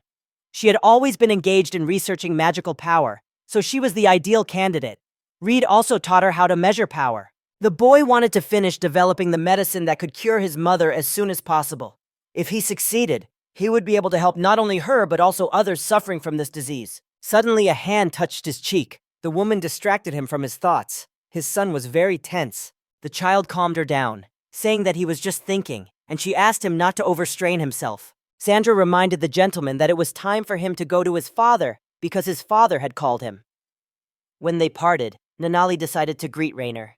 The man suddenly announced that the date of the trip had been set, and the boy was noticeably nervous. Reed also planned to go to Renolute to treat his mother. A large amount of moongrass was needed for the medicine, but it could not be grown in their lands because it did not take root there. This was the main reason for the trip. That country had developed agriculture, and Reed hoped to find a solution there, because from memories of his previous life, he knew that the necessary information could be found there. Rainer warned his son not to let his guard down. Something was clearly brewing in the country. The young man did not understand what his father meant. He explained that King Elias was trying to promote the idea of friendship between their countries, but all the aristocrats shared his opinion. The son solemnly asked who these aristocrats were. Rainer thought that they could all be from the faction of his son's fiancée, and the boy quickly realized that this also meant the presence of aristocrats who would consider him an unsuitable husband. The feelings of the local nobility were clear. They were dissatisfied with their vassal status and wanted the country's independence, but if this went too far, danger could arise. Reed wondered how his father knew all this. Rainer believed that there were no impenetrable walls. Information could be obtained in any country, and information was needed to protect one's home. The son was surprised by Rainer's spies in Renolute. The man considered this a good guess, but said nothing directly. The boy himself would have preferred to live in ignorance. The king understood Norris's position, but the father of the girl's future husband was Rainer Bardia, who was called the strongest man in the Magnolia Empire, and the empire itself was located almost on the border with their country, which created ideal conditions. Aristocrat Norris Tamusuka saw the sense in his words. but they sought to enter the imperial family through marriage and did not agree to any backup option. The other participants of the meeting also agreed with him. Norris had always been a character of his own. He was very proud of being a dark elf, so a whole faction of patriots gathered around him. Through marriage, he planned to put down roots in another country. First, Renolute would cease to be a vassal, and then he would gain full control over the empire. Reed entered and apologized. The man asked what he wanted. The elf came to inquire about Farah and asked if it was true that she was going to be sent as a hostage and forced to marry. The father waved it off, not understanding who could have told him such nonsense, but it turned out it was Norris. The boy began to get angry because no one had told him this, but the girl was only 6 years old, so sending her abroad was impossible. The racists began to shout, not understanding why it was so necessary. The king explained that it was important to maintain the connection with the country Magnolia, so that when the boy himself became king, he could understand his father's decisions. But the young prince refused to accept it. The man frowned but restrained himself. His son was still too young and very emotional. He sent him back to the room to cool down and clear his mind.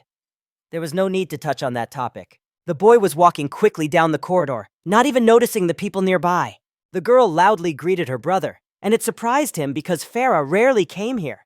She explained that their mother had invited her, and she herself also wanted to find out how he ended up here. Brother told about the conversation with father, during which he lost patience and father got angry. The pharaoh's wife was surprised. She could not even believe that the king could get angry. Looking at his sister Risa, he thought she was very beautiful and resembled their mother. Although she was still young, she had received a good education, and every movement of hers was refined and elegant. She was his younger sister whom the young prince was proud of. The servant informed the princess that it was time to go, so she politely said goodbye to her brother and left. Glancing towards his sister who was leaving, the prince once again became convinced of the wrongness of his father's actions. The young prince firmly decided to protect his little sister. He read in Heldaus's mind but did not understand what kind of memories those were. Memory is a special magic that the boy recently invented to look into his memories, and when he mentally recreated an image, he used it to find the necessary information. During the conversation with the image, the magical power gradually faded, and the hero wondered why he had angered the memory so much, meanwhile continuing to question it about the plot. Memory could not understand exactly what the boy wanted from it, because he constantly missed the lines, and now even when it searched in memories, it found only fragments of information. Reed hardly paid attention to the plot because the game was much more interesting, and he was more interested in something else, so the young man needed help. It was an automated game based on Cinderella, where the romantic interests were princes from different countries. In Renolute, there was supposed to be a man named Racist. However, it was quite difficult. In that case, Reed wanted to take the opportunity to learn about his memory in general. The image agreed. He wanted to tell her himself. The boy could only remember what he consciously saw and heard in his previous life.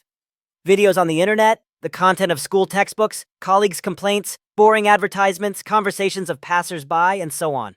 The comparison was strange. It was like restoring a torn document. Memory could try, but was still waiting for precise instructions.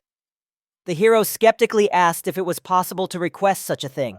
During training, the teacher asked the gentleman to carefully follow his movements, but the boy found it difficult. He fell on the grass, almost exhausted. Suddenly, the man began to say that it was time to learn how to strengthen the body with magic. Transformation of magical energy improves combat skills, but without the necessary abilities, it is almost useless.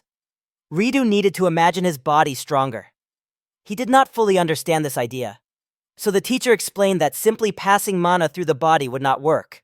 One must feel the movement of magic throughout the body and muscles. At night, they often said to feel rather than to do. In other words, with muscles rather than with the head. As soon as the boy learns to do this trick, he will stop getting out of breath so quickly. He needs to remember this rule. Suddenly, the guy noticed that Rubens used the same thing in fights with him. That is why the man never got tired during long training sessions. He had inexhaustible endurance, unlike his student, who quickly became exhausted, so Reed had no chance to win. He threatened the teacher. As soon as he learns to strengthen his body, he will definitely defeat him. Rubens accepted the challenge, but first he needs to learn to distribute magical power. Then the man called him to the obstacle course. The hero began to feel that his fatigue had lessened, and the man was pleased by the speed of his absorption. Probably, this is also because of his training with Sandra, as the leading warriors were incredible. The family admired Rubens' talent, and if he had the same, he would become a true genius. The teacher encouraged him because success was near. The man was surprised that the young man managed the training without strengthening his body. Then it was time to move on to the next stage. The boy had to exert all his strength without getting tired. He began to run, and his magical power flowed through his body. Then he trained without disrupting the flow of magic. And when he mastered all the techniques, it was time for a duel with Rubens. They fought fiercely, and the hero promised the teacher that everything would be different. But Rubens also did not want to give up easily because he had not lost yet. After Reed strengthened his body, the training became noticeably more pleasant, and he began to feel much less tired. There was still a difference between them in experience, height, and weight, but the chance of victory still existed, although not in a fair fight. The boy felt a desire to win in his heart, but just then, while he was thinking, the weapon was knocked out of his hands. But there was still a chance, so he had to use his childhood advantages to dodge the attack. The move failed. The man grabbed him from behind. The idea was good, but the execution was poor, so he lost. The teacher praised the student for not giving up after their sword clash. His technique is suitable against less skilled fighters. The young man asked for another round, but it was time to finish, so the man explained that he was the one who had to finish. Then Reed needed a special teacher, and they were already too accustomed to each other. The boy realized and got scared. It seems this is only the beginning. It was hard to believe after such a tough previous training. Suddenly, a man approached them and apologized for the delay, explaining that he had to finish the work. Rainer came to the training ground and Rubens told him that they had already finished, and the boy was surprised to see his father. The father wanted to personally see his son's abilities, so he had to fight with full strength.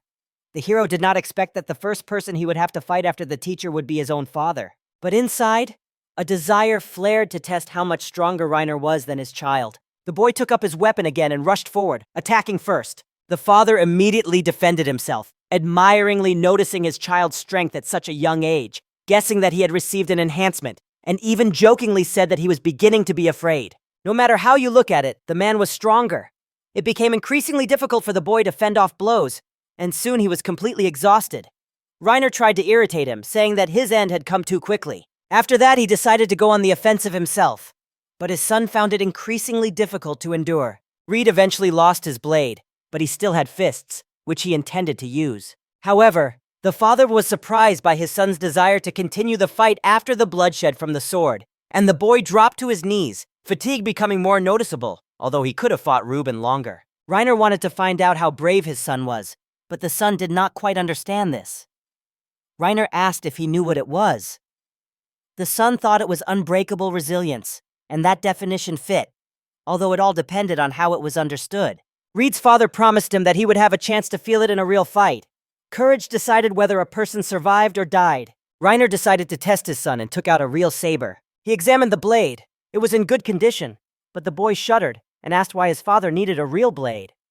The man smiled and asked him to consider it training. Then he ordered Reed to listen carefully, stand straight and still, not to look away, and to watch his movements. And finally, the time came to start, and the hero began to get nervous. Reed felt a strange sensation, as if his father was intimidating him with his aura. Rainer swung the sword and struck directly at his son. Tears flowed from the boy's eyes. He closed his eyes in fear and leaned back. But the blade stopped, and the father silently looked at him. Later, the man told him that he was really of that age. He ordered Reed to stand up, not understanding why he closed his eyes, because he was told not to look away. The hero apologized for feeling the desire to kill for the first time in his life, and he was afraid of the real sword. The boy felt as if his father really was going to kill him, although he knew that it would be so. The father calmed his son by saying that everyone reacts like that at first. The fear he felt he would have to overcome later to gain courage. But without this feeling, the boy would always be overwhelmed by horror and would quickly perish. Living completely without fear is also impossible, because it can lead to reckless actions. So Reed needed to learn to control himself, and Rainer came precisely to teach him this. Then the man smiled, asked the boy if he objected, and again asked to teach him everything. Rubens explained that the gentleman has special methods and will not be able to help if something happens. Then the teacher wished him good luck. Father was about to strike again, but this time Reed had to keep his eyes open and watch his movements carefully. But as soon as the blade approached him, he closed his eyes again. He constantly felt as if a sword was about to strike him. The hero was frightened, and his whole body trembled. But he understood that this was necessary to increase his chances of survival in battle. Thoughts were swirling in the head about not closing the eyes and constantly watching the sword. The family managed to look straight ahead and began to follow the trajectory of the father's blade. The weapon missed and stopped just a few centimeters from the hero's face. He looked fearlessly, and Reiner was glad that his son was already starting to get used to it. The next step was Rubens, and the boy realized that this was not the end yet. The Mandra lines up, then Ridu will have to pass by it and reach Rubens, while he himself will be attacking all the time. He added that for a young man it will not be a problem if he carefully watches his movements. He read and understood everything. He had no other choice. The teacher clenched his fist tighter and mentally wished the student good luck. The hero rushed forward, and his father raised his weapon and began to attack. The boy did not stop, and the blade was so close that he involuntarily got scared. However, thanks to the first lesson, his eyes were already accustomed, so he had a chance to win. The main thing was to watch the sword. The boy suddenly happily called the teacher, stretched out his arms for a hug, and the man also extended his hand. The child jumped straight into Rubens's arms. The man cried, praising the young master for his success. Reed believed that his father's fencing was ruthless, and before starting his training, he only practiced with wooden swords. Reiner announced the end of the training and promised to try to participate in all of them. Every time they did the same training as this, and the boy was amazed. Rubens told the boy what his father himself would hardly say. He was actually glad that they trained together because that man had long wanted to conduct a joint session. Reed understood everything and looked satisfied. However, the father, as always, could not show his feelings. Suddenly, someone called Reed. He turned around and saw a girl coming towards them with a woman and asked Mel what was happening. Sister puffed out her cheeks in displeasure. She began scolding father for torturing her brother. The maid decided to explain everything herself. Lady Maldi really wanted to see her brother, but because of training, she could only watch from the side. The girl took the boy by the hand and pulled him, saying that the training was over. Later, the hero explained to his sister that father did it on purpose to toughen him up, so he should not have said such things, and despite her hatred, Mel understood and agreed. The man sat alone and was in pain because his daughter hated him. Suddenly, the door opened and a girl entered the room, and the father was frightened.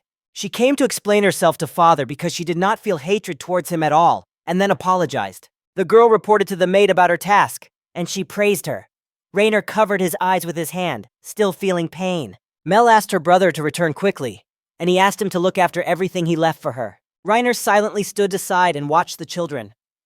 The boy decided to push his sister towards him. The daughter approached father and suddenly hugged him. She asked him to return quickly. The man's heart melted. He took the girl in his arms and promised that one foot would be with them, and the other would be there. For Maldi, this promise was very pleasant. Sandra assured that Nanali could be completely left under her care. Then the girl reminded Reed about everything related to magic, but he already knew everything himself. The woman watched from the window as preparations were underway.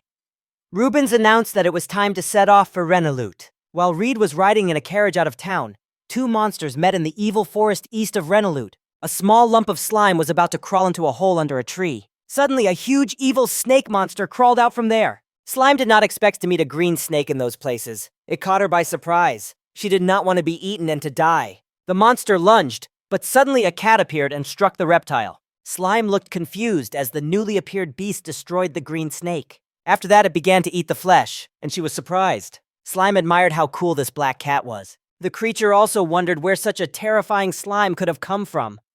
In that forest, where many monsters lived, this species was the most numerous and was at the bottom of the food chain. Usually, the slime accumulated magical power and divided it to reproduce. This specimen already had a lot of magic, but for some reason it did not divide it.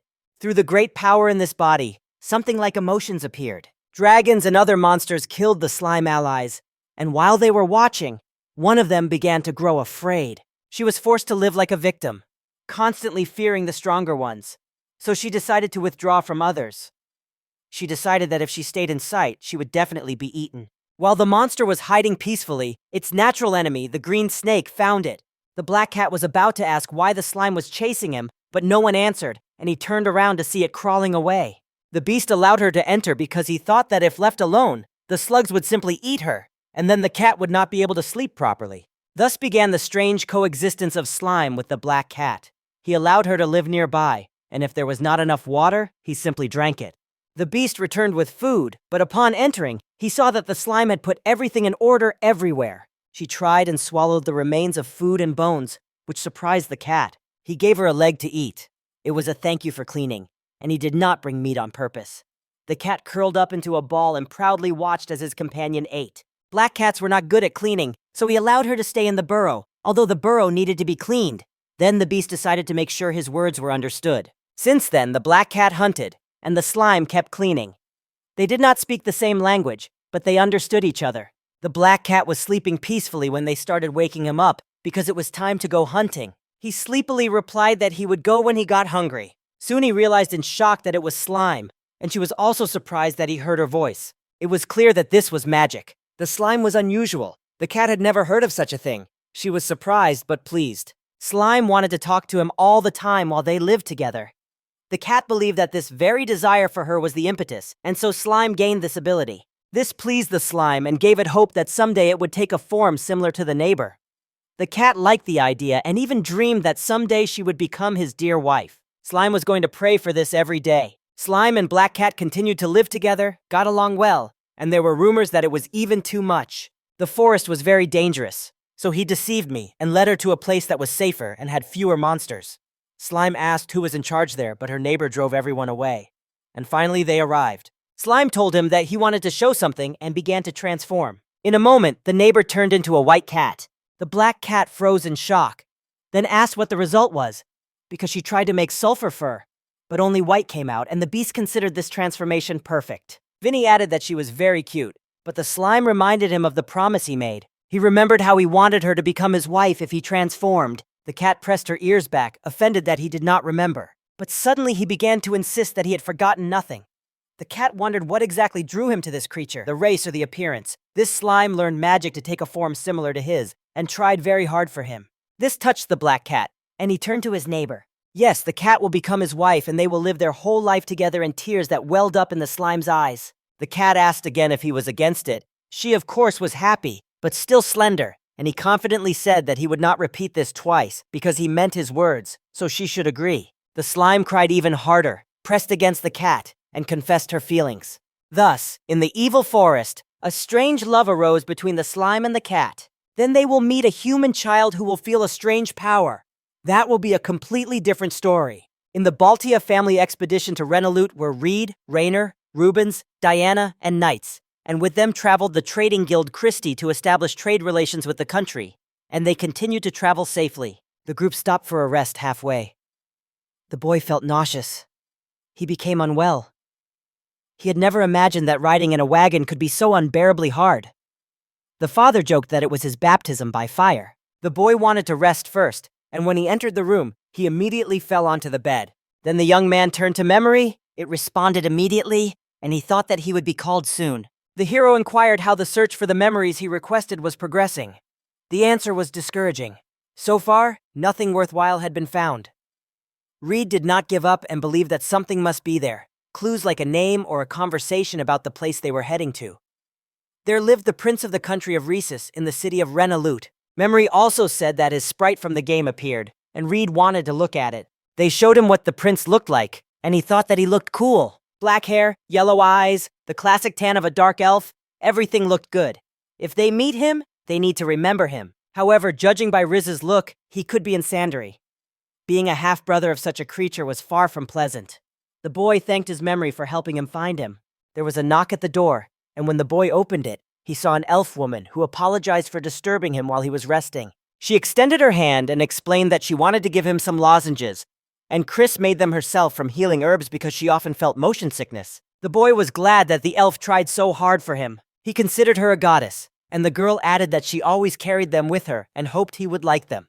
Write to your friend on Thinkter and promise to start promoting her with all your might. The outpost of the Lute in Reno was already visible ahead. Fluter Ella had one detail that was completely unrelated to the plot but caused a lot of discussion among players. This detail turned out to be connected with the Dark Elves. Looking at them, it seemed as if East and West were contained in one bottle, which pleased the hero even more. The locals were different, some in kimonos and others dressed as in Japan after the Meiji Restoration. Rainer explained that it all started after the incident in Barolsto, when Renolute formed an alliance with Magnolia and began adopting its culture. It was a good opportunity to expand their horizons. The boy eagerly asked his father to look because there were rice fields nearby. The man smiled. In their country, you hardly ever see such things, but here it was a common sight. Seeing this, he even decided to ask Chris to establish trade to deliver rice to the lands of Baldia. He accidentally saw a huge castle, inside whose walls those who disapproved of his marriage to the princess were already waiting for them. The boy decided to gather himself and be on alert. After the trip, Lid stretched a little. and the maids reported that they had arrived at the guest house where the hero would stay and went to call the person in charge. The dark elf approached the boy and greeted him when he arrived at Renolute, introducing himself as Zach Riverton, the estate manager and guest escort. The liner told the elf that they were counting on him and informed Lita that the man had already helped them during the exchange of information between the capital and Renolute. But Zach believed he was only playing the role of a carrier pigeon. The manager told the guest that the mansion is designed in a style reminiscent of Magnolia, and there are hot springs here, and Lid called this place paradise. When he entered his room, he lay down on the bed. He was glad that they had finally arrived. Diana came in dressed as a maid. The boy asked why she was dressed like that. The girl explained that while they are in Renolute, she will be the master's guard and servant, and added that the boy should not hesitate to ask her for help. The family replied that they would rely on her and asked if a knight could really fight in such attire. And the girl lifted the hem of her dress, showed the weapon tied to her thigh, and asked her master not to worry. Diana continued to show what she had managed to hide under her dress. Rid stopped her and said he already understood. Diana asked if he was sure. The hero asked Diana why she had so many hidden weapons. He did not think that knights used them at all. The girl agreed with him. She explained that men and women are made differently and you cannot always win in direct confrontation. For Diana, hidden weapons were a way to compensate for the difference in strength when competing with men. The girl was ready for anything to join the Knight Order. The family asked if she went through all this trouble for Rubens. Diana smiled and hinted that it could be true. She remembered little Rubens. The girl suddenly objected, saying that she was doing it primarily for herself.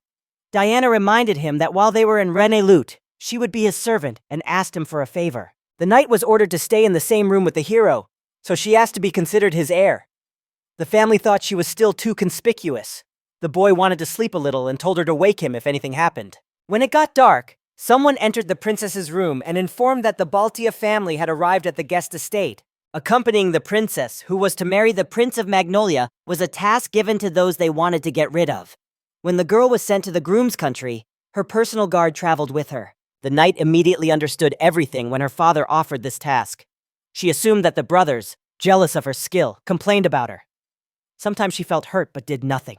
The most important thing for 12-year-old Asna Landmark was to develop his skills to become the princess's sword.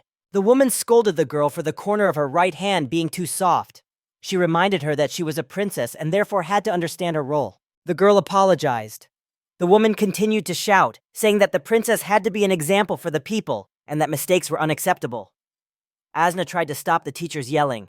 The girl thought that was too harsh a word for a princess. The woman replied that it was an order from His Majesty and Lady Eltea and asked if the knight had any problems with it. She told the girl that they had wasted time because of her inattentiveness. The princess apologized again. The lesson lasted from morning till evening, and besides learning Renolute, she studied the culture of the Magnolia estate, the government, and aristocratic lands. Asna realized that the rumors about the princess's upcoming marriage to the Empire were true. She was told that Farah had lived like that even before Asna became her guard, and spending more time with the girl. She began to want to be her support. When Asna and Farah were preparing to go to sleep, the knight asked if the princess felt comfortable, and the girl replied that she was already used to it, and thanked the guard for the care. Fair said that she just needed to endure and try. The girl admitted that when her parents ignored her, she felt sad and began to cry. Asna hugged the princess. Fear remembered her mother's words that her future fiancé was the Prince of Magnolia. The woman warned her not to get attached to the Margrave's son. Until then, her mother decided what she should wear and eat. In Farah, there was no choice in life, but she wanted to decide for herself what to do with this man. She remembered how they secretly went to the Baltic countries to feel the atmosphere of Magnolia before the wedding. The princess, who saw the world for the first time, was delighted. She wondered if the boy who helped her then still lived in that country. She hoped he was fine and that they would meet someday. He examined the girl's painting. He called the work beautiful and skillful. Zach asked if he liked the painting. The boy replied that it depicted a very beautiful woman. Diana noticed that the young gentleman was a romantic. Reed objected, saying he was simply admiring her. The estate manager explained that the painting depicted Lady Elphia, the concubine of Lord Elias. He added that this woman was the mother of Princess Farah. The boy was embarrassed by the thought that he might fall in love with the mother of his future wife. Reed said that the daughter was very similar to the mother, and Zach added that in that case, he would value his fiancée more. The family asked if Zach was against his marriage to the princess. Zach replied that he had no right to say anything. He wants Farah to be happy. The hero understood this. He knew that in the Renolute house they treated Baltia differently, and his father told him that His Majesty Elias supported their alliance. The guy knew that first he needed to get the manager's support. He apologized for bringing up the issue. The family said that if the princess looked like the portrait, it could be called love at first sight, and asked if her husband would agree. Zach bowed, said that he would gladly support them. The hero recorded the moment when the manager delivered the message and thanked him. The man stepped forward and said that his son was the true future. The father asked if the boy had done something wrong, and the manager explained that Reed had asked him to support his romance with the princess, while understanding the political situation in Renolute and his position. The father muttered that his son could use a bit of self-control. Zach said he fully supported Reed. The steward was a blood relative of the royal concubine Elphia, and now headed the Riverton house. They were also allies of Reynolds. The organization secretly led by Zach was the intelligence agency of Renolute.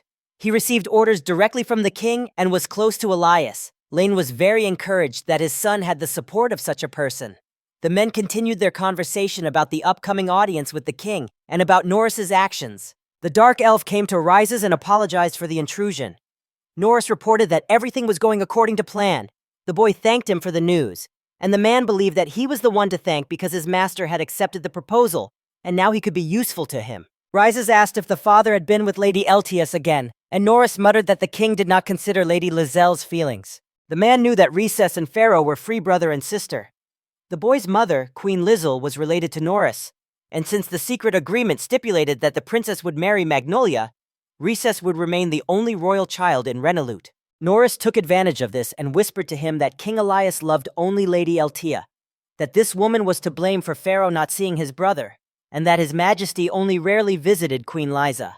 People began to notice that his mother sometimes smiled sadly. He believed that the king treated the woman unfairly, and told himself that he would never be like his father. Norris approached and said that he would always be by his master's side. That man said that if the boy followed his advice, he would become a good king and a good person. The advisor warned Rizesis to be careful at the meeting. The boy replied that he knew what he had to do and did not need reminders. He decided to protect his sister. Then Norris went outside. A shadow appeared from a crack in the wall. The man asked it about the prince's mood. He was told that the boy fully trusted Norris, so there was no doubt that he would suspect something. The man asked his assistant to inform him if anything happened. The shadow disappeared. Norris was glad that everything was going according to plan. While Farah was dressing, she said she felt uneasy. Asna said that the outfit suited the princess wonderfully. The girl thanked her. She wondered if her fiancé would like them. The guard said that the gentleman would like it. She knelt on one knee and said that the princess looked especially beautiful today. Mother entered the room. She noticed that her daughter had finally put on the dress she had sent her. The girl thanked her mother for the gift. Looking at the mother and daughter, Asna thought that they could not be called a family. The elf said that Farah had no right to disgrace Renolute, even in front of the Marquis's son. She added that if the girl proved her dignity, then perhaps they would discuss an alliance with the royal family. Farah replied that she understood everything. The mother left the room, saying she would go ahead. The girl sighed. Asna asked if the princess was all right. Farah replied that she was already used to such treatment. The guard said that the young man claimed the role of fiancé, so he was probably not so bad. Farah said that Asna was a good girl and asked if Asna knew anything about their guest. The bodyguard only knew his name and replied that the fiancé was called Reed Boldia. The girl approached the window and repeated Asna's words. Norris approached the king and asked for permission to independently check the potential groom. Elias agreed. The man thanked the king, and the king advised Norris to act cautiously and reminded him that their guest was a nobleman of the empire. Elias planned to marry the queen to a member of the imperial family. This would give Renolute a great boost to prosperity. The king muttered that no one counted on him anyway. Reed stood in front of the mirror and examined his clothes, wondering if he looked strange. Diana asked how many times he had checked his clothes that morning and compared him to a noblewoman going to the prince. The knight said that Reed was a very handsome boy and advised him to stand straight and be himself regardless of the circumstances. She added that clothes were just a shell, and the most important thing was who wore them. The hero blushed. Diana approached Reed and touched his face. She said that if he were a girl, everyone would be courting him from all sides. Zach said they had to go. Liner was already waiting outside, and Reed shouted that he was coming. As he was going down the stairs, the manager said he heard that the opposition leader, an elderly dark elf named Norris, had come under the influence of Rezus. Reed did not expect the man to find out the information so quickly. The boy thanked him and asked what LTA thought, and Zach guessed that the woman wanted Farah to marry someone from the royal family. However, her goals differed from Norris's goals. Zach did not know her true intentions. Reed considered the neutrality of this woman, who did not know him, to be logical. But the main problem was Rezus, and the hero realized that if the prince fell under Norris's influence, he would become hostile. Find out from Ask Zach what he needs to do for the Rizes to accept Farah's marriage. The hero wanted the prince to support them. Riz once struck him in the heart. The man said that the dark elf was literally blinded by Norris. Zach explained that the prince was intelligent and sincerely cared about the country, but accidentally came under the influence of the old elf. His behavior contradicted the image of the prince. Moreover, he was in an unstable mental state. Zach asked Reed to break this influence. He said the hero could consider this a request from the nobility who cared about the future of Renolute, and Reed could trust the rest to him. The hero did not expect the nobility to give an official assignment to his simple question. Reed realized that this was his chance to make a name for himself. The boy promised to do everything possible. Zach was grateful that the hero agreed. Reed asked why Reiser was so attached to Norris. The manager apologized and said he had no right to discuss this. When Reed went outside, Liner noticed with displeasure that his son was looking for excuses. The boy apologized, sex, and was returning to the estate. Reed was surprised that the elf did not go with them. The man replied that he was curious to see how the elf would cope. The hero did not quite understand what he meant. They were riding by carriage to the palace where they were to meet King Elias. Reed thought they would be taken to a large castle, but instead saw that it was a strategic fortress. When they arrived, Strata asked if this was Marcus Linner Bardia. The man confirmed that he was requesting an audience with His Majesty Elias. The guard said they had been expecting them and ordered them to leave their weapons. Liner said that he, Reed, Diana, and Rubens would go to the king and ordered the others to wait for them outside. Before entering the building, the guards asked the guests to remove their shoes. They were escorted to the doors and told that they were awaited. The doors were open. Guards and members of the royal family stood confidently behind them. Everyone was closely watching the newcomers. Some felt suspicion, interest, distrust, or even curiosity. Liner called his son to come forward. They saw only one chair. Norris explained that they had received news that only the Marquis would come to the king's audience, so only this chair was prepared. Liner asked Reed what he thought about this. From the tone of voice, the son understood that his father was angry. The hero said he would simply stand next to Liner. Reed noticed how Norris was looking at him and realized that the elf did not like him very much. The knights became angry, so the master asked them to calm down. Liner sat on the chair and ordered his son to keep his head bowed until he said otherwise. He advised him to kneel and bow slightly, which Reed did. Everyone bowed. It was announced that Liner, Marquis of the Borderlands, had arrived from the domain of Baldia of the Magnolia Empire. The doors opened, and the royal family appeared before everyone. His Majesty ordered everyone to raise their heads. Elias Gritted Liner apologized for the splendor of the event. The Marquis replied that for the princess's fiancé, this was quite natural, and the king inquired whether his son was standing next to Liner. Reed introduced himself and explained that he had heard from his father about Princess Farah and had come to greet the king, hoping for his blessing. Elias recalled that Reed was the same age as Raisis and asked how old he was. The boy replied that he was 6. His Majesty addressed his daughter and asked her to introduce herself. The girl said that she was the princess of the kingdom of Renolute, daughter of King Elias Farah. She was so happy to meet them that her ears trembled. Her mother reprimanded her, and the girl calmed down. Reed wondered what that could mean. Farah's mother, LTA Riverton, introduced herself. Behind her stood Rhesus, the princess's brother, and his mother Lizzle. The king also introduced himself and said he would like to maintain good relations with Mr. Reed. Reed was asked what he thought about their proposal. The hero did not expect such a direct question. The racist could not hold back and told his father that he was joking too much, and asked why such a question was being posed to a child. Norris supported him, and Reed realized that the old elf did not want the boy to make an impression, so he decided to focus on the prince. The hero had to do what Norris feared most. He said that the alliance between Renolute and Houseball the Am must happen at any cost. The courtiers were surprised, and the king asked for more details. The hero explained that Renaissance and the Baldian lands bordered each other, so strengthening ties could create a deterrent factor for neighboring states. Barelst was an example of this. The king said that they were already free together with their empire and that should be enough. He doubted whether Magnolia could be trusted. Reed explained that from Barles's point of view, they might consider their alliance with Magnolia ineffective and think that marriage with the neighbor Baldia could radically change things. The Margraviate of Baldia could independently mobilize an army in case of threat. After marriage, under the protection of his wife from the allied state, he could respond quickly without waiting for imperial orders. The nobles agreed. Reed stated that Baldia would raise its troops in case of an attack on Renolute. If the Balls believed in their alliance, it would strengthen their deterrence. No dynastic marriage with the imperial house would provide that. Racists claimed that the Lord was talking nonsense. He said they could act without marriage because they already had an alliance. Reed agreed with him and said he wanted to see how Barrost would perceive it. He noted that the alliance itself would not allow Baldia to join immediately. The hero explained that when using troops, defense is paramount. He said that if it concerns Barrost and the enemy attacks only their border, they would not be able to act without official orders. Reed asked his father if he was right. Liner advised the king not to pay attention to the words of a child, and added that still, the influence of marriage on restraint cannot be dismissed. His Majesty allowed us to find out if they believe it would be mainly against Barrostoy. Reed replied that there were other arguments, but he would discuss them after the wedding. Elias laughed in response, and said that the Margrave's son was very clever, adding that he would not sleep peacefully if the Lord were their enemy. And Norris reminded the king that these were just the words of a child. His Majesty noticed that Liner also approved of this, and advised his son to broaden his horizons. Elias told the Margrave that this was a smart and practical argument. Norris addressed the king and said something. The king noted that words are valuable only when backed by strength and courage. He counted on a combination of sword and wit, and Elias extended his hand and said he wanted to see the ruler's combat skills. Reed went out to the field while everyone waited for the fight.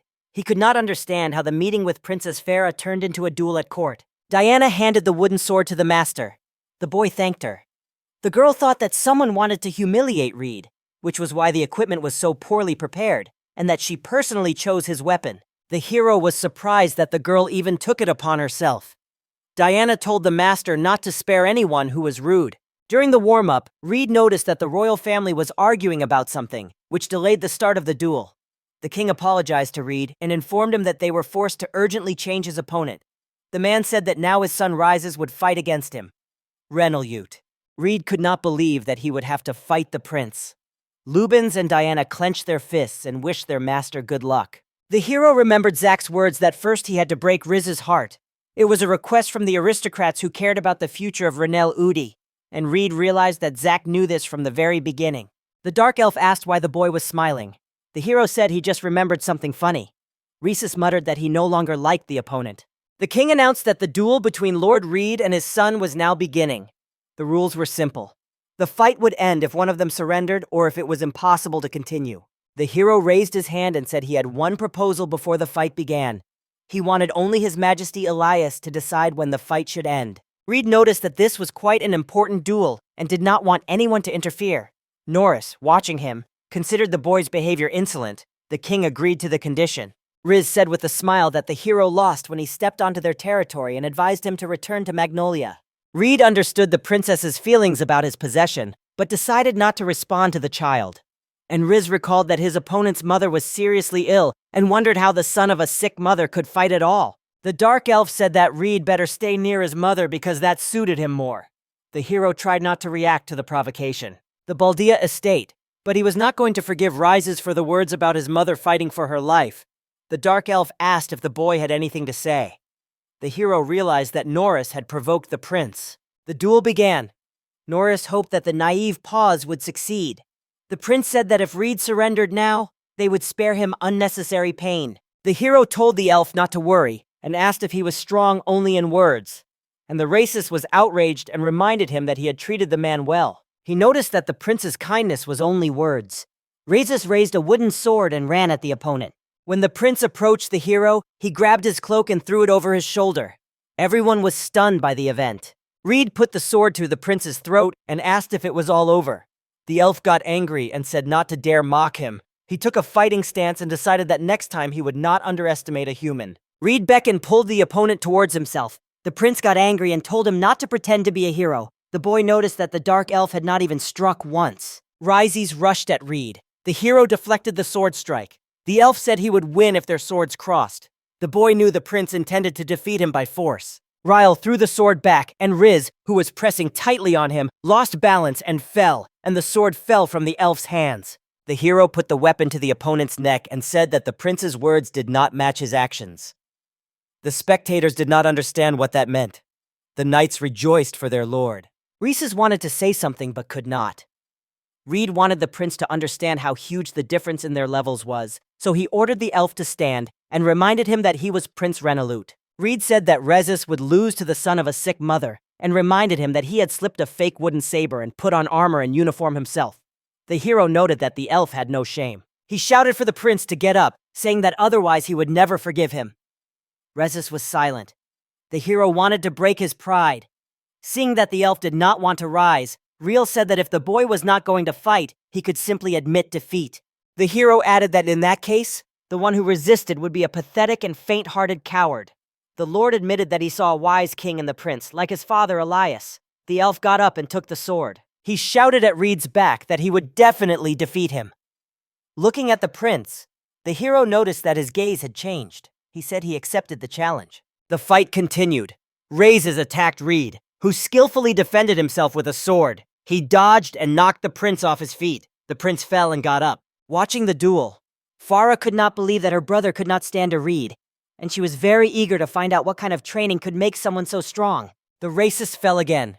His sister did not understand why he kept fighting if he could stop the fight at any moment. Asna thought that Reed did not seek either victory or defeat. The princess asked what she meant, and the girl explained that the master just wanted to show skill and could not do it intentionally, and the boy did not intend to cruelly defeat the prince. Reed could only force the Rises to admit defeat or wait for his majesty's decision. They were pleased to hear that Reed had no ill intent. As Ness said, most likely, he wanted to teach the princess's brother a lesson. The bodyguard noticed Norris suddenly left. Farah asked the girl what happened, and Nis replied that the noble family had been acting suspiciously lately, so she would follow them. Redu could no longer count how many times the prince dropped his sword during the duel. The situation was becoming tense because Raises refused to retreat despite the falls. The king was also in no hurry to intervene. The hero again asked if the elf would admit defeat. Riz raised his sword and called the man a monster. Reed parried the blow with his sword and told the prince that he was probably a demon.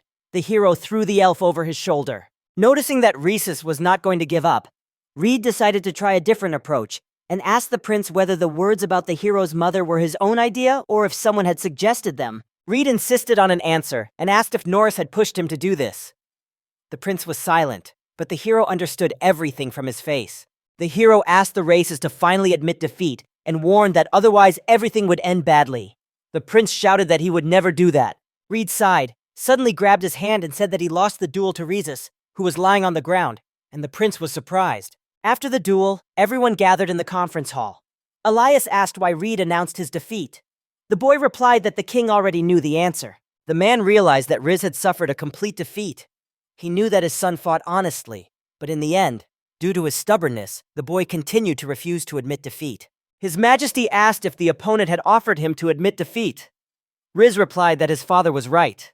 He admitted that he continued to fight only out of his own pride.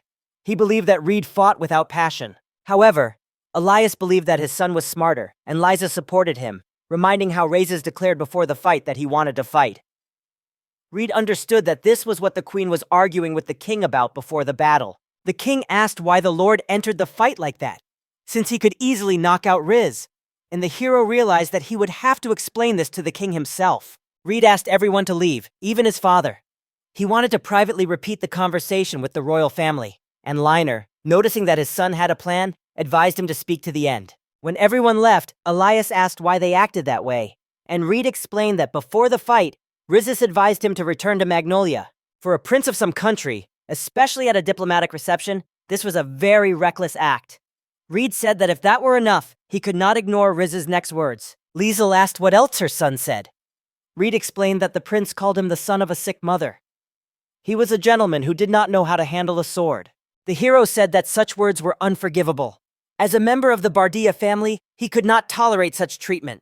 The queen began to cry. Elias asked her son if it was true. Riz was silent. The man said that it was a disgrace. The king recalled how he taught the prince that one must always be responsible for their words and actions. He said that Riz spoke with a nobleman from an allied state, who was the fiancé of his sister, and that man asked how his son could allow himself to say such words. Reed decided that there was no point in clearing the hall. Rises was silent. Elias stood up, took the sword, and said that if his son could not even answer him, then he did not need him. Riz apologized. The father asked why the son acted so recklessly, and the prince said that it was not worth marrying off his younger sister to a simple nobleman.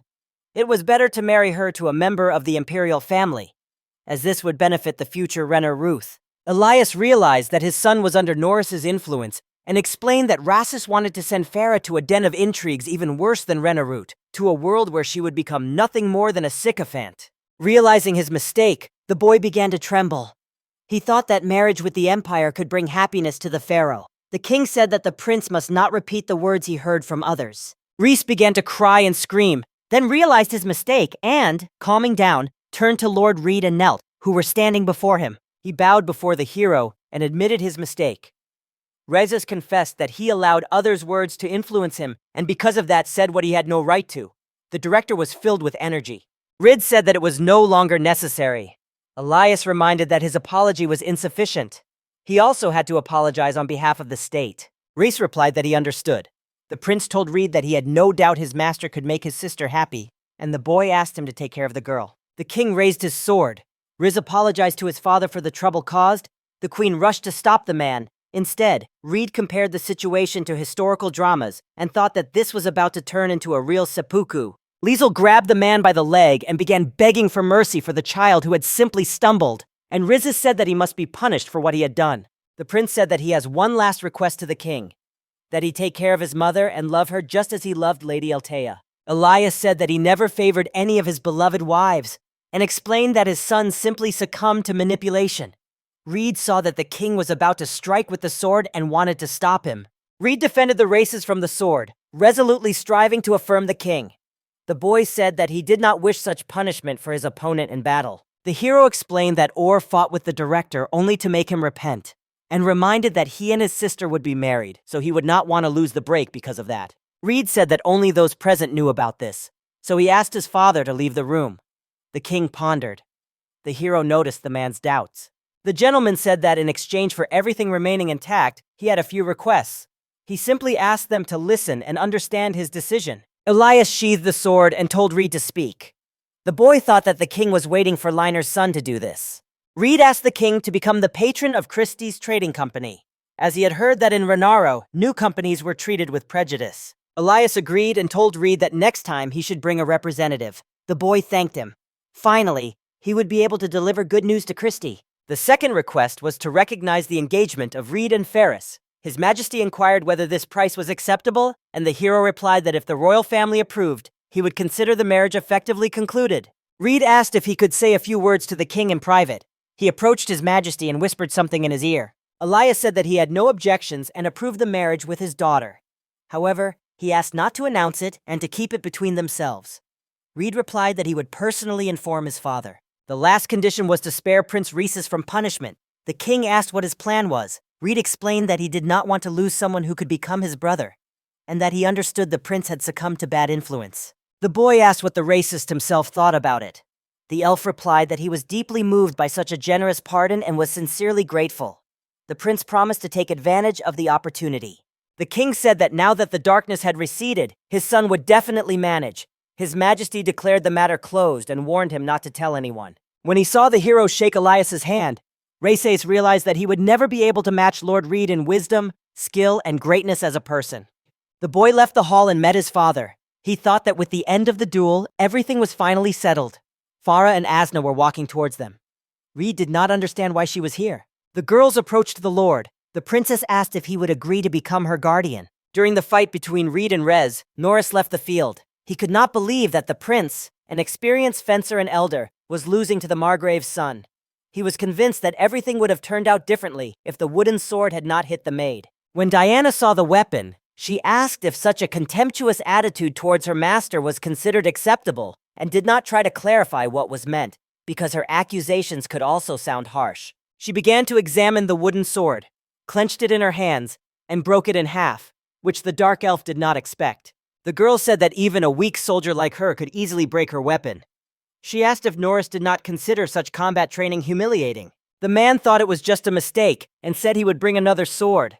Diana suggested that he take her to the armory so she could choose the master's weapon herself. Norris was dissatisfied with this interference. He went out into the yard, approached the fence, and began calling his assistant to come out.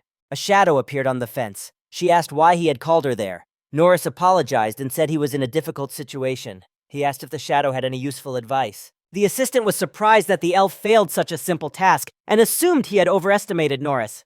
The man objected and said that the Margrave's son was a monster.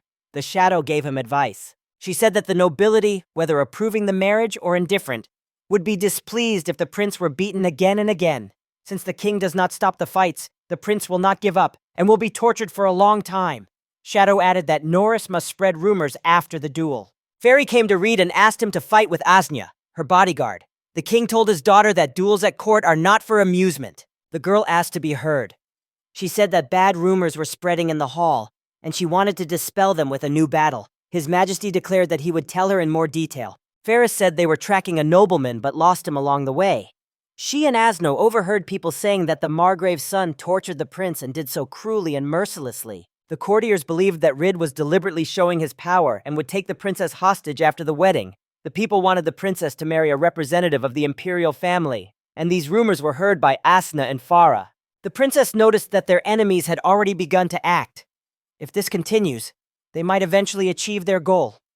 Asna reported that Norris was at the forefront of this chaos. This is a serious situation for Queen Lizel and Rezus. The king said he understood the situation and asked what relation the quarrel between Asna and Reed had to it, and Farah replied that they had come up with this plan together. The princess wanted to gather the nobility again, explain why the fight with the races had dragged on, and dispel rumors, while the guard suggested arranging a real duel with Reed to convince skeptics and prove that the prince was neither lying nor exaggerating his strength. Farah said that this way they would preserve the honor of both, and no one would suffer disgrace. The family accused the protector of having arranged everything for them. The king, however, saw in his daughter the insight of her mother. His Majesty thought about it. Finally, he agreed to support the princess's plan and asked if Asna and Reed agreed with the idea. They agreed. Rhesus, speaking first, admitted that the fight had dragged on because of his stubbornness and explained that the gentleman was innocent, but the nobility was not entirely satisfied. Elias realized that his son's speech convinced no one, so he announced a second fight between Reed and Ferris's guard, Asna. Norris was satisfied with his choice and confident that this time the lord would be disgraced, and the king ordered the fighters to prepare. Asna chose a wooden sword for herself. She understood that this was her chance to see Reed's strength live. She hadn't awaited a duel like this for a long time. Norris entered the warehouse and greeted the guard. He wanted to introduce himself, but the woman interrupted him and said she knew him. Asna asked what he was doing here. The old elf said he had a proposal for the girl. He wanted her to help him. Asna realized that Norris came to lure her to his side. She asked him what he wanted. The man said that the guard must beat Reed and force him to give up the wedding. Asna wanted to ignore him, but Norris said he was a friend of her brother's and could arrange reconciliation and free the girl from service during the trial so that she would finally return to the respected family. The guard sternly told the old elf not to humiliate himself. She did not regret her choice and was not going to accept his proposal. Norris did not like this. When Na was leaving, the man asked her if she was ready to give her life or not return. The girl pressed the sword to Norris's throat and said she was proud to serve the princess. She warned that any further words would be considered an insult to Farah. Norris left the warehouse dissatisfied. On the battlefield, Asna smiled and said she would be glad to see their duel. Reed felt the same.